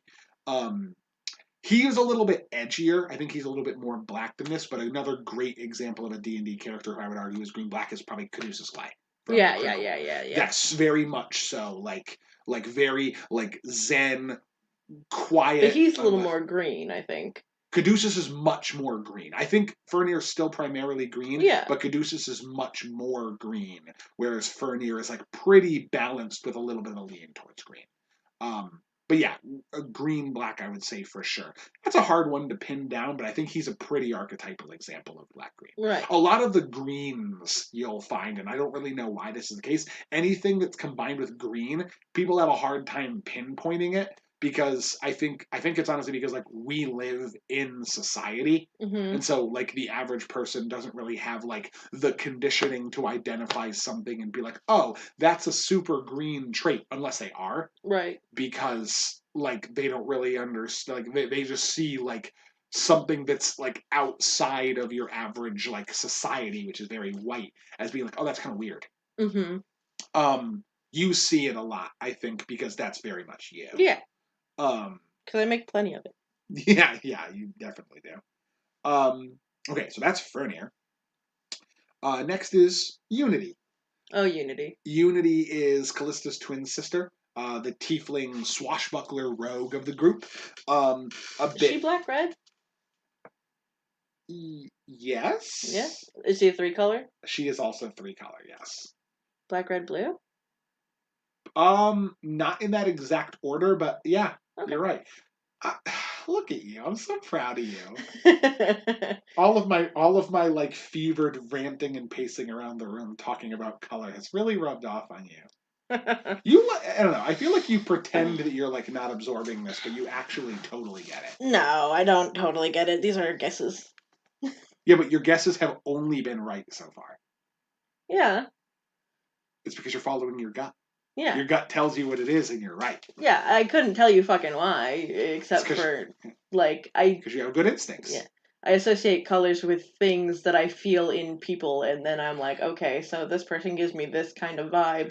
Yeah. So this is probably the colors they are. And you go, oh, well, tell me why exactly. And I'm like, because I hate them and I love them for different reasons. Right. Yeah. Yeah, and it's very much a framework of like, how do I feel about it? Yeah. But it makes sense. I argue that Unity is primarily black aligned. Mm-hmm. She is primarily black aligned because she has a very like she has a very unenthusiastic view of other people outside of her circle in the world. She kind of just sees that like Just kind of sees them as people that can do things for her. yeah, like she kind of sees everybody as like a potential like she's not Sorry. she's not invasive thought. she's a little bit she's not a little bit she's a lot bit manipulative. Uh-huh. It's not necessarily always malicious, but she kind of has been trained from her upbringing and like how overly protective she is of her twin sister, um to see basically everyone else as just a way to get something she needs to survive. Right. She is primarily concerned with the survival of herself and her twin sister, and then by extension, any of the other people she grows to care about deeply. Yeah. And she is willing to do whatever it takes to get a good life for those people, even if it means a personal sacrifice, though often it's much better if she can wrangle that out of other people and keep herself safe. Because, I mean, how can you continue to protect the people you care about if you're you not around give anymore. so many pieces of yourself? Yeah, so why not use other people? She's very much about like learning secrets about people and using them as buttons and weapons to help manipulate people, which is a very blue trait. That's why I think believe blue is her second color. I think she's black first and then blue second. Black, blue. She might be black and blue. Oh, jeez. Well, she's already red, so that works. Yeah, she's very black, blue, and red all over. Fucking Unity. Yeah, Unity. Someone who's Grixis aligned. Yeah, so she's very much about like learning information about people because to her knowledge is power. And if she can use that against you, then she can get what she needs out of you. But oftentimes she makes very, very impulsive decisions that are like directly from the heart. Like she's like, oh, I think like this is what I need to do. I'm gonna follow that, and I'm just gonna see what I can do with it. Like she kind of like tinkers and experiments and messes around with all sorts of crazy ideas that a lot of time went around and bit her in the ass. But sometimes they worked out for her. And that it's like a 50-50. Yeah. And that attachment to emotion and also being able to wield emotion as a razor thin blade, which she did plenty of times, especially in her manipulation of Lem. Which eventually led to a weird, torrid romance with Lem, and now they're married and have a child together.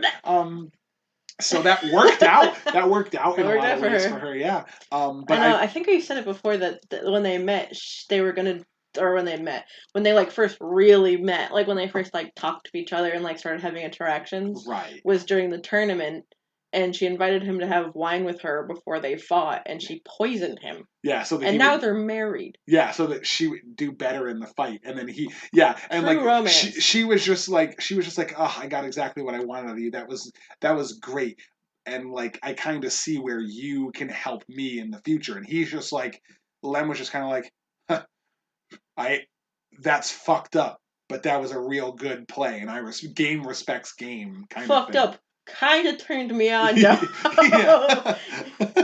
Right, that's and then Holly threw up for eternity. Yeah, that's a beautiful thing. But also what I just realized too is that when I said that Unity was black, blue, and red all over. Uh-huh. It's not wrong. She wears black clothes, her hair's blue, and she's red all over. And hilariously, a lot of times in certain settings, you'll find that like those colors also have associations that are like that we draw those associations with the actual colors in the color pie in our mind. So Like Holly's green outfit. yeah, like characters tend to dress very similar to the colors that they express. Not a hard and fast rule, but it happens in a couple of mediums because that's what we like kind of agree. Like, oh, the person dressed in red is like the main character, and a lot of times the main character is like they're like very impulsive and follows their whims and like a very emotional character because that's an interesting character to watch. I want to see if we did that with our secondary characters, but anyway, continue with. Right, yeah, and we'll be able to go through that too. But yeah, I think she's black, blue, and then a little bit of red. I think she's just on the threshold of saying like she's red, because there's times when she doesn't like she kind of like keeps emotion out of it. But I think it's enough of a driving force in her personality most of the time that I think it counts. Um, Next is Lem. Blah. Convenient. Lem I think was one of the easiest. Black. He's definitely black. Period. I do not think that is his only color, and I do not think that is his primary color. No? No, I don't think so. What is Lem's most significant motivation? What is the thing that drives him more than anything? Sucking his own pee-pee. Oh my god. Ryan, I'm sorry. I'm not, though. The Holly hate for Lem just seeps into your bones. It's just in my soul. Yeah, it's beautiful. The one thing that drove Lem to the party, it's not money. Power. Right. But why? Because he's a prick. So black a lot. Because, well, that's part of the motivation, but it's not the whole motivation. His number one motivation is he comes to the party because the Iron Cloak family name was dragged through the mud. Oh, because he's a pretentious cunt. By the events of what the cause the destruction of the Golden Fields and everything like that. So he comes to the party. He's a failure. Because sorry, that's I get what you're saying, but what it comes down to is he sees his family name, his status, how people view him as a protector, as a leader, as someone who righteously deserves his power. In his perspective, he sees that he has failed and that he needs to be the person who drags that name back up to the elevated status that he inherently believes it deserves. How's that going for him right now? Well, right now it's not going super great for him, but that's because of future campaign stuff. Yeah. I'm not interested in the what happened. I know. I'm interested in... I just can't help myself. No, I know, but we're going to spend like 15 minutes on Lem because it's just going to be you hating on him and me trying to make a point. I know, I'm sorry. It's okay. Lem's motivation is my family name, in my opinion, holds valor and strength, and I want people to look up at us as a house upon a hill. We are a beacon to be respected and feared, but respected. They have a very Machiavellian approach to power. He does, at least, and his father did too. But that, I would argue, is a primarily white trait.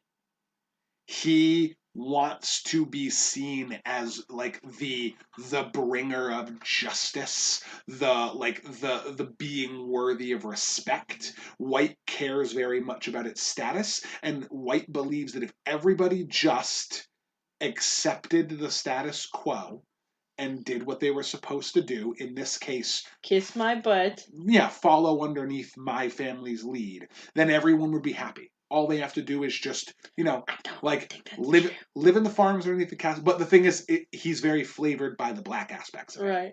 He's not solely white. He's not a particularly heroic person because that's where his black plays in. Black doesn't care about being heroic. Black cares about winning what it needs for itself. Right. Getting what it needs at any cost. A great example of a character who is white and black, solely focused on bringing honor and valor back to a family name that's being dragged through the mud, while also only caring about themselves and trying to get whatever they can out of that situation and trying to make those goals line up as much as possible. Tywin Lannister from Game of Thrones. He is absolutely white-black. Who the hell was that? The father of House Oh, Lannister. okay, Yeah, yeah. yeah. That I think him and Lem share a lot in common. Yeah. In the sense that it's very much like the Iron Cloaks are the proudest and most noble family. And everyone around them is like, yeah, bullshit. We've seen what your family does to us. You guys suck. And he's just like, you just don't understand our greatness, but I'm going to show you our greatness. Sometimes that means making you cower in fear before me. Sometimes that means killing my enemies. And sometimes that means sucking up to the right people to get the right papers signed. Um, Sometimes, and we see it a little bit, but like the farming community that his castle looms over now is for the most part doing pretty well for itself. I don't think they look at him as a hero, but I don't think they look at him as a despot either. Mm. um I mean, did he help at all, or with Unity's help, I think. But I think his primary motivation is very much like, I have a family name. I believe it to be the most important. Honestly, thing Unity's in the only one helping him pull his fucking name out of the mud. Honestly, yeah. God, like. Well, that's because also white black aligned characters have a tendency, not always, but they have a tendency to have their head up their own ass a lot. Like literally, like I know I've already been like ragging on them, but this is a serious like thing I've noticed. Mm-hmm. Like through, I guess like the time skip, and then from like our time in the second campaign, what I've like heard from like Unity and Lem's like side of things, because we just went through an episode where like shared dreams and like, oh yep, in our new campaign. Mm-hmm. and like I keep saying like, I'm sorry, I keep like sharing each other like little memories with each other, like talking about our past and blah blah blah, but like Unity's like really the only one actually pulling her weight around that house. Yeah. Yeah, well, because like then Lem broke his Like, pact with Belial, and then he's yeah. just like, oh, guess my number one sole focus in life is going to be on trying to weasel my way out of this devil deal and like undermine this supernatural power. Like before they had kids, Asher and Luciana went over there to work with them on some kind of thing, and they worked together Before for their kids were older, they yeah. had kids. Oh, yeah, had kids. Yeah. Well, before the kids were older. They like worked with each other on a thing for a little bit, and it seemed like they were both pretty close on like, because it wasn't very long after. They're like just a couple years. They're like close on doing whatever they were doing, and like they seemed pretty much the same as when the campaign ended, almost. Yeah. But then like fast forward another 10 or so years, or Mm-hmm. however many, 12 or 13.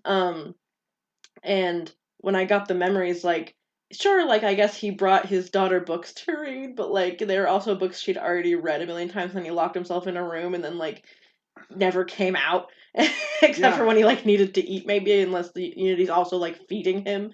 But, like, she's the only one that, like, paid attention to their kid for the most part, even if she was kind of distracted. She's the only one that, like, helped people grow things or do things politically in the city. Yeah. Like,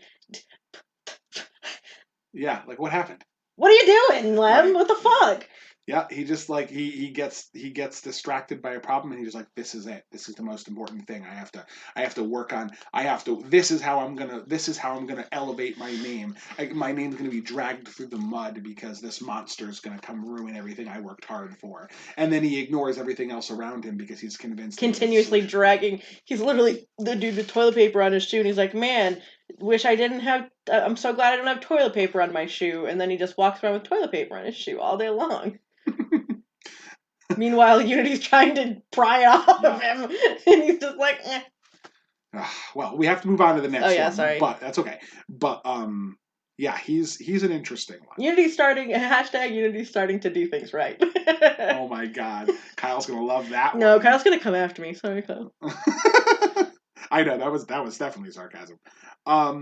Okay, so now we're heading into the 3-color brigade. We got a lot of 3 colors coming up. Oh, okay. Yep. How many more are there? There are technically 6, but I have a bonus one. Because we only have 15 minutes. We'll make it happen. We're gonna make it happen? Yeah, we're gonna make it happen. Because I was thinking, I guess I'm gonna waste time proposing this. Okay. Is we could save those last few for a second episode if everybody wants it, and put them with the kid characters too. Ooh. So that the kid characters are going to be a little bit weirder. Yeah, but people know who they are. Yeah, but well, they're going to be weirder in the sense that like their story arc isn't done yet. Right. So But we can talk about them as they are right now. And I was going to say, because yeah, we only have 15 minutes, because I don't want to, I want to give everybody the same amount of time.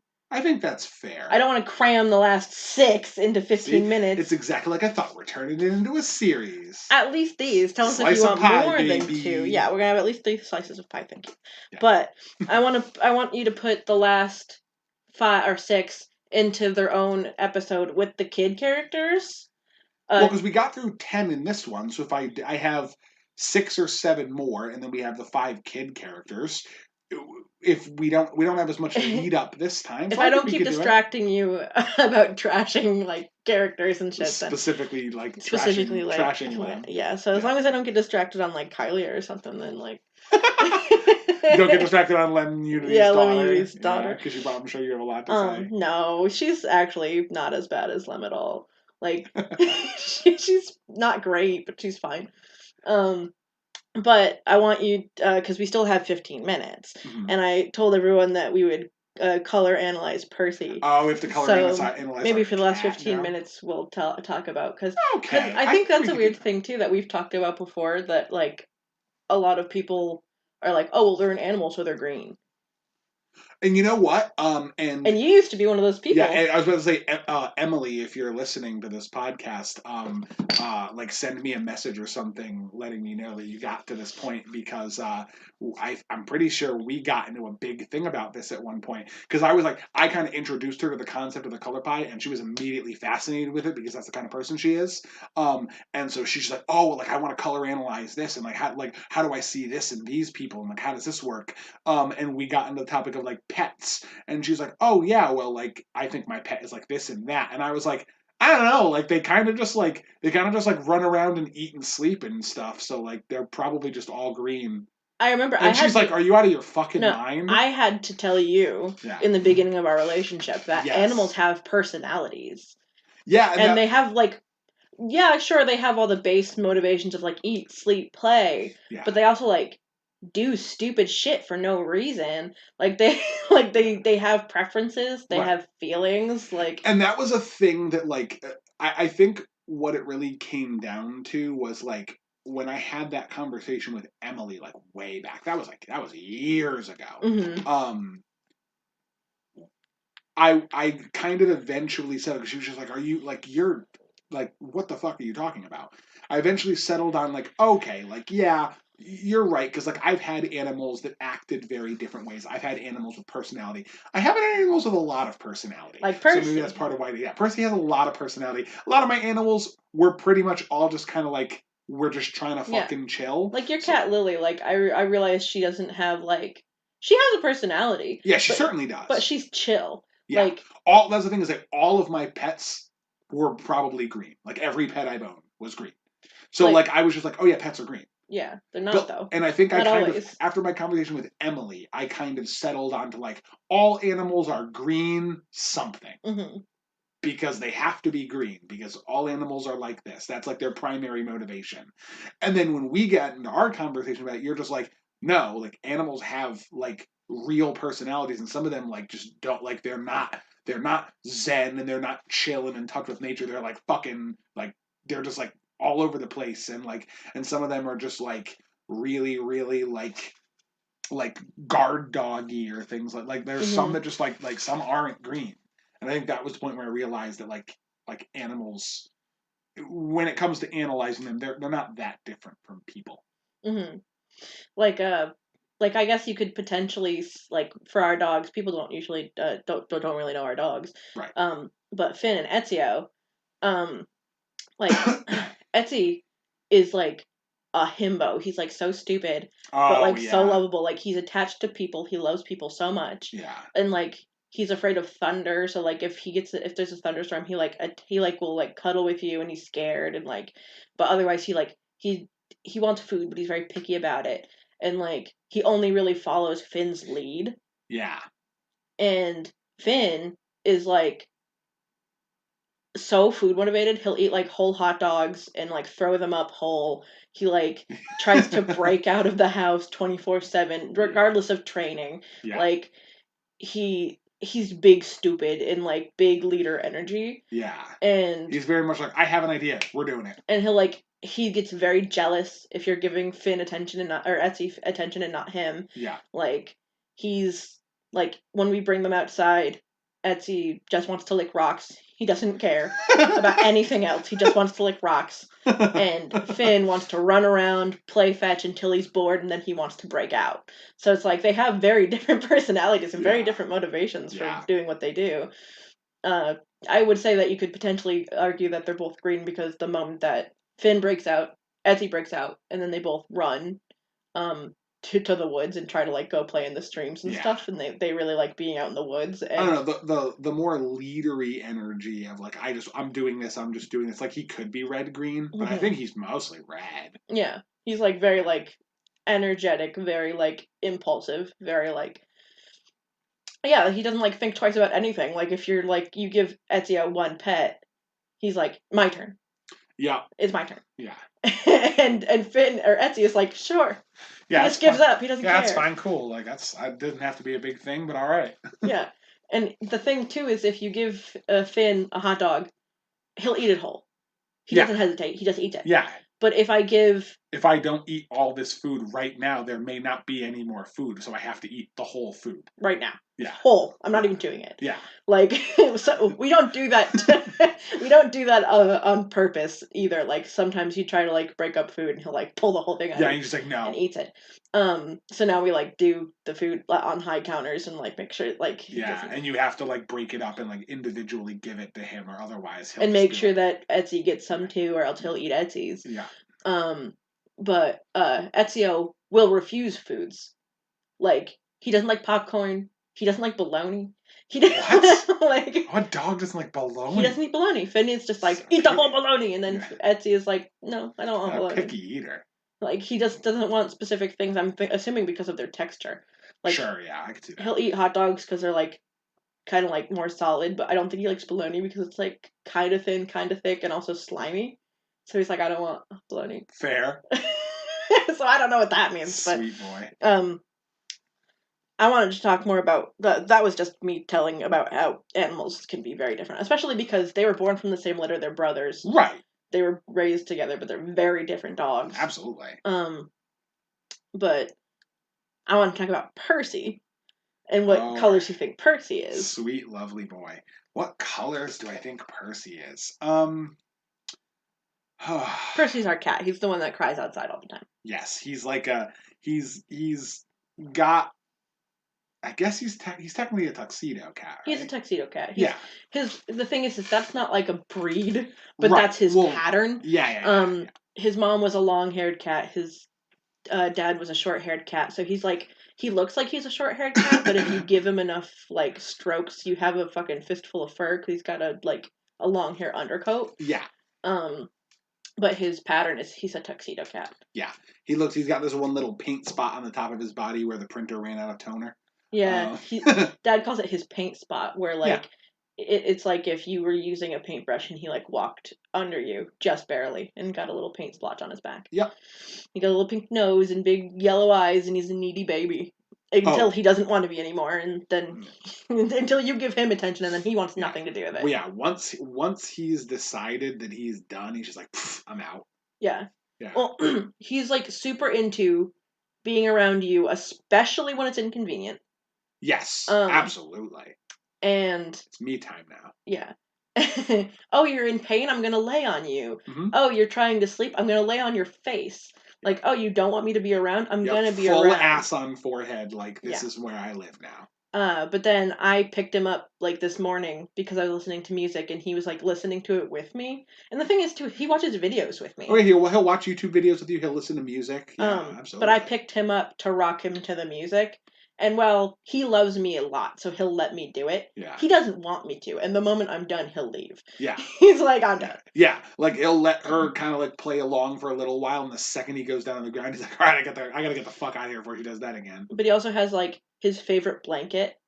Mm-hmm. He doesn't have, but he's also, like, he's afraid of laundry now, for some reason. Oh, yeah, he's developed that fairly recently. Like, as soon as we've started, like, putting the laundry hamper, like, right near where the door is, like, now he'll look at pants and be like, is that a snake? Yeah. And he does like jumping leaps over the bed to the hallway. He even jumped into Brandon's arms once. Oh yeah, like with full claws out and Because like he was really got scared. him. Yeah, because he was scared of the laundry. He's very passionate about food. Mm-hmm. Like catnip.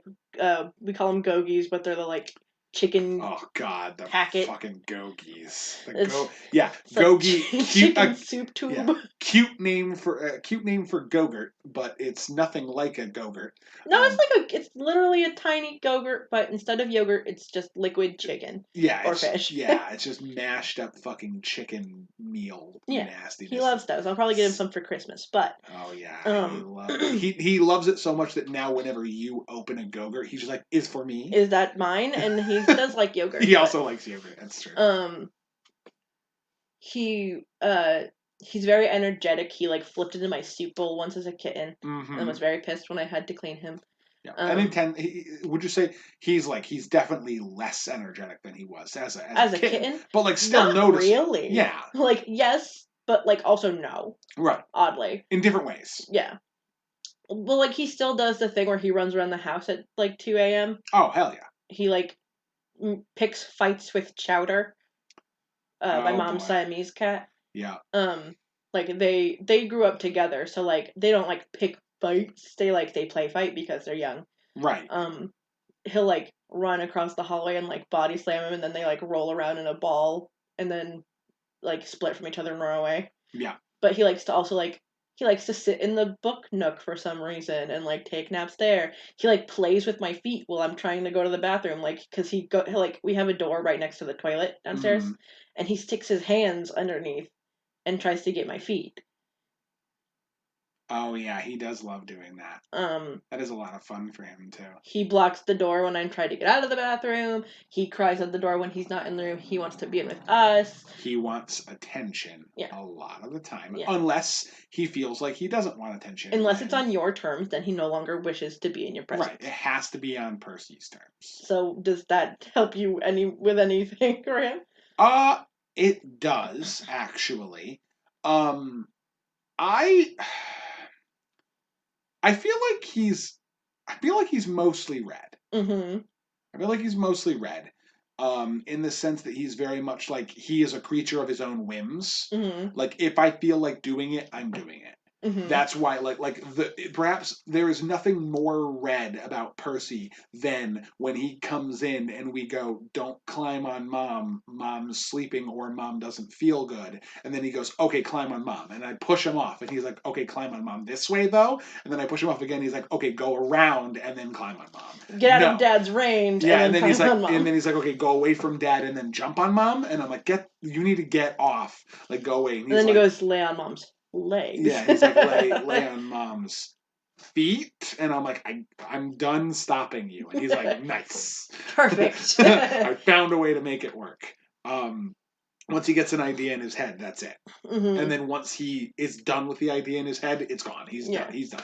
And that's very much like drawn by his whims, a very red trait. It also explains why he'll sit outside our door while we podcast and he can't be in here. Yes. Because he hears our voices, so he thinks he belongs in here. yeah. And so he'll cry for 30 minutes, and that's why everyone's like, why is he crying in the background for 30 minutes? It's because he wants to be in here.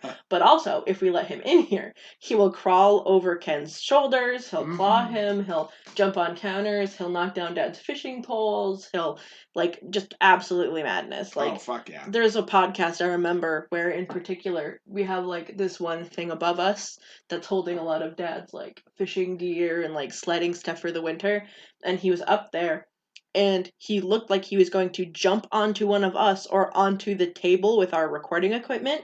And so we were talking and having our normal conversation, but in the background, I was getting ready to catch him or try and take him down. Yeah. Which is just a lovely thing when we have him in here and I have to, like, try and hold a regular conversation and be engaging, but also try to make sure that we don't, like, cut in with a scream because he jumped on Ken's face. I remember the abject terror that I felt while I was watching him consider jumping onto my goddamn head. Mm-hmm. Do you remember what podcast that was? I think that was r/, like pro revenge or something I like don't think it that. was pro revenge. I feel like It was an r it was slash. definitely one of the Reddit ones. I'm not sure which one though. Was it like I think it was the scary one we did for Halloween? No, I think it was No, before Halloween. maybe. All I remember is that it was dark in here because the Yeah. light wasn't working. Yeah. See if you anyone in the comments be a super sleuth. See if you can go back and find like a part in one of the Reddit ones where we're being like where Where we it's stop for a minute and then continue kind of shakily. yeah, like see if you can pick up when that happens. If you do, I don't know, you win bonus points. I Yeah. would be like, we'll give you Percy, but you can't have him. He's mine. No, no, Um, we're keeping that lovable little bastard. but so he's red. Do you think he has any other colors or I no? think he might. He doesn't have like when it comes to pets, I see white aligned pets as being very much like the mothering, like nurturing or protective. Mm-hmm. They're very much about like their community, which is their people. I don't see him as like he's very much like a I do. Percy does what Percy does. He Mm-hmm. doesn't really care, but he's not like, oh, I'm gonna stick up for Chowder. Oh, I'm gonna like make sure like all the other pets in the house are like looked after. He's just like, fuck you, and he Yeah. does his own thing. He's not white aligned. Well, because he'll actively Chowder's the hunter, Yeah, and so Chowder will hunt mice, yeah, and then Percy will take it from him yeah, and present it to me as if he'd hunted it himself yeah, and be like, "Are you proud of me? I got this for you." And I'm like, "I know you didn't kill that." yeah, yeah. In that way, he's a little bit of a trickster. Mm-hmm. Again, like I feel like I'm inclined to say there might be green, but I feel like that's literally just because I'm like he's a pet, but like he doesn't really have any survival He instincts. really doesn't. He isn't like he's food motivated, not in like a predatory animal sort of way. He's food motivated in the sense of just like Like give me thing. yeah, like a I want gluttony way. He's like, yeah. I like fat flavors. Thank you. Yeah, like the way that he is motivated by food and catnip and stuff is not a very like green like he doesn't really have like a hunter's sense. Like when he does catch something it's usually already half dead and he just plays with it instead of actually fucking like the only time he's he's just trying to ever have fun. the only time he ever caught air quotes something Yeah. was a mouse, and me and Brandon were out here, and the thing is, we weren't gonna stop him because it was like it's a mouse, and like we could try and stop him all we want, but he's gonna find it because we're in the garage and it's trapped in the garage. Yeah. And um, he caught it, and it was so scared that it stopped moving and did the like play dead thing. Yeah. And then he let it go, and it ran away, and he caught it again. Yeah. And then he stopped, and then it ran away, and he caught it again. Like he wasn't trying to kill it; he just thought it was fun. Yeah. Would you argue that Percy is a particularly like do you think he's curious? Do you Oh, think he's yeah, like absolutely. he likes to like explore and like try new things and like do interesting stuff just to like see what happens? Uh huh. Yeah, very much so, huh? Yeah. Yeah. And would you say that he's like do you think he's like he'll kind of just do whatever even if e- even if it like actively fucks someone else over Oh, for sure. He used to climb on cabinets and jump on other cats yeah. because and it wasn't a thing he did for a long time either. He would just jump on the other cats because he was like, okay, this is neat. And he also like will pull birds. He saw birds outside the air conditioning, and he pulled them in the house. And he goes, oh fuck, well now there's a bird in the Yeah. house. And he So his secondary color is definitely either blue or black. uh huh. The question it really comes down to a series of two other questions. Okay. One, because like the thing is, blue and black are ally colors and they have overlap. Uh I huh. don't think he's three color. I No. think he's one of those two, Mm-hmm. but I'm not sure which one I think he is more of. Like, where does his curiosity come from? Where does it come from? Yeah, where does his curiosity come from? And also, would you describe him as very like hedonistic or like self-centered? uh No, because he goes out of his way to like sometimes I mean that's the thing too is cuz I don't know because I'm not good with black. I don't know if like because he cares about me means he doesn't like he does anything about black. Oh, But like every color has loved ones. um but he It's just, the why. um I don't know. I'm thinking in particular that he does that thing that cats do when they knock your shit on the ground. Yeah. Um, off of the counter. And I've heard that cats do that when they're particularly inquisitive because they're trying to observe gravity. But also, Yeah. Percy, he does that to everybody. He pushes everybody's stuff on the ground. Right. Um, Loves doing that. but with my things in particular, because he spends a lot of time with me, he knows what I carry around a lot and he knows what I like the most. And he likes to push those things on the ground. And I don't know if it's because he's curious if it'll get my attention or because he likes to fuck with me. And I don't know if that tells you anything in particular. Well, that's the thing, is that I feel like if he's trying to get, I feel like that, my vape is his favorite thing yeah, to knock on the ground. Yeah. Because I hold it in my hand most often. And so if I put it down, he goes, ooh. I think that's really what it comes down to, is like, that's the question. I feel like if he pushes the things you value most down for the purpose of getting your attention, he's red-blue. Uh-huh. If he does it to fuck with you, he's red-black. That's the thing, is I can't ask him why he does what he does, Yeah. but what do you think is most likely? Like, no, I don't think that, like, that's a dead end. We have to figure out some other trait of his that to defines figure it out. Yeah. Like, is he motivated? Like, we already know he's motivated by his whims, but is he motivated by his curiosity and interest, or is he motivated by, like, Percy wants to do what Percy wants to do, and so Percy does what Percy does. Yeah, and I don't care about anything else.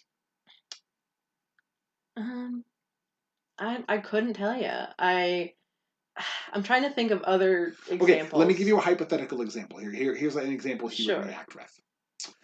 There is some sort of thing. Okay. Maybe it's food. Maybe it's, like, I don't know. He's not the type to, like, really play with, like, a toy. He likes toys. Okay, so yeah, so maybe it's like food or a toy or something with catnip in it, or like something. Just like, it's an object and it's new, and he sees it and he wants it. Okay, so like a plastic wrapper. Right. Chowder has it. Yes. What does he do? Oh, he'll take it. Like, he takes it from Chowder? Yeah, if he wants it, he'll consequences? Take it. Because that's actually something that happens, is him and Chowder are both really interested in catnip. Yeah. And that is the one thing that Chowder usually will not let Percy take, but he will continuously try to take it. Like, and I even observed recently, I started to put their catnip in different areas because Chowder eventually stopped fighting him on it. Like, he'll try to eat as much of it as he can, and then Percy will come and take the rest of it. So. Right. Okay. I think he's red-black. You think he's red-black? I think he's red-black, yeah. I think, like, red-black is primarily motivated by hedonism.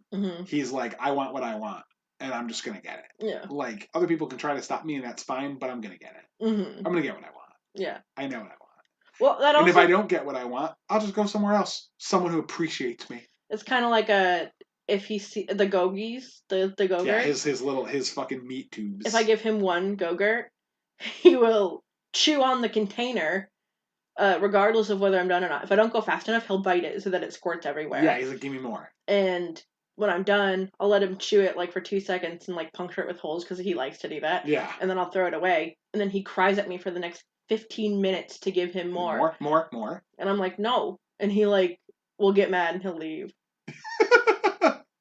Fucking, I love that child. What a doof.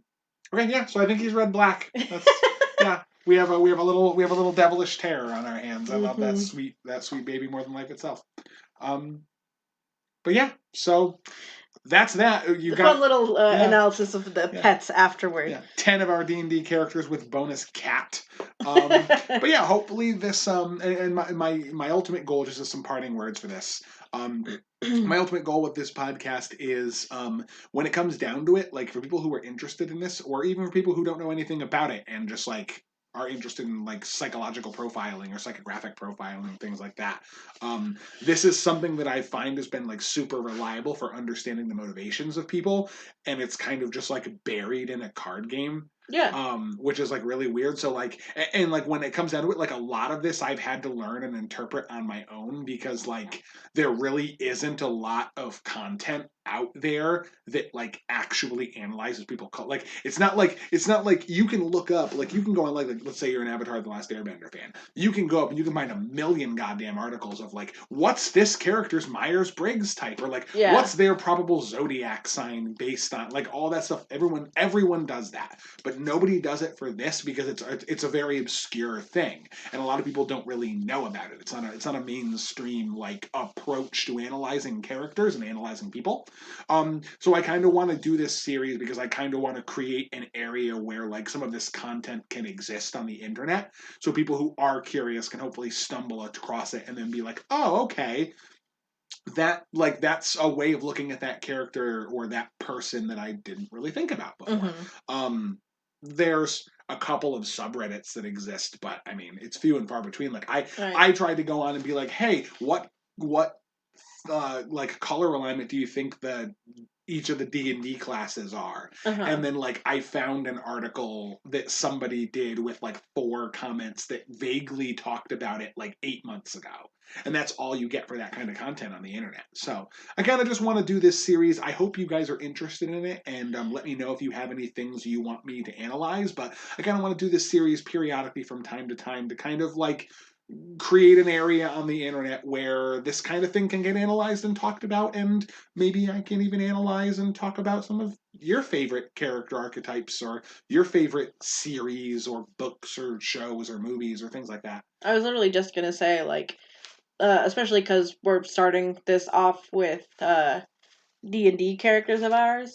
Like, so you anyone that follows us regularly has heard about them and knows what's going on with them and stuff. Um, at least vaguely. But if you guys have series you'd want to have analyzed or like talk about or whatever, then like write them in the comments, and I'm sure Ken would be happy to look them up and figure it out. Oh hell yeah, I would love that. That'd be a lot of fun. This is kind of my niche, so yeah, so look forward to more content like this in the future. Let me know if there's anything you're interested in, and otherwise, thanks for sticking into that. And we'll see you at least with one more of these. That's yeah, at least one more of these. We got to do the rest of our characters. Do we? Your topic is our next one. Your next one. Did Oh you want no, the to? next one is our group one. Is it? I think so. When did we do a? We did a group one for Halloween, right? Yeah. Yes, it's the Oh third week shoot. of Okay, November, never so we mind. still have 2 more because Never mind. yeah. So your next one's next. Did you want to Ooh tease it yet, or crap. have you decided yet? We don't have to tease it if you haven't, because I know you were thinking about. You have a list and you're not quite sure. Yeah, I So have a huge list of all the different ones that I want to do, and I can't really. I don't know which one I'm doing yet. okay. Low key. So I will pick one tonight, and I will have Ken put the teaser in the description if you're interested in the teaser. Yeah, I always like to put the teasers in the description anyway. So yeah, we have a lot of content heading down the road, so just stay tuned to that. And Obviously, because of my huge list of topics that I want to talk about. yeah, and I've got a big list now too. Although half of it is like, if they like the color pie thing, I'm gonna do this thing because it'll be fun. But we got some plenty of good stuff down the road. But anyway, as always, thank you so much for listening to us. We hope you had a good time. And we'll see you next week. Yeah, see you next week. Love you. Bye. Love you. Bye.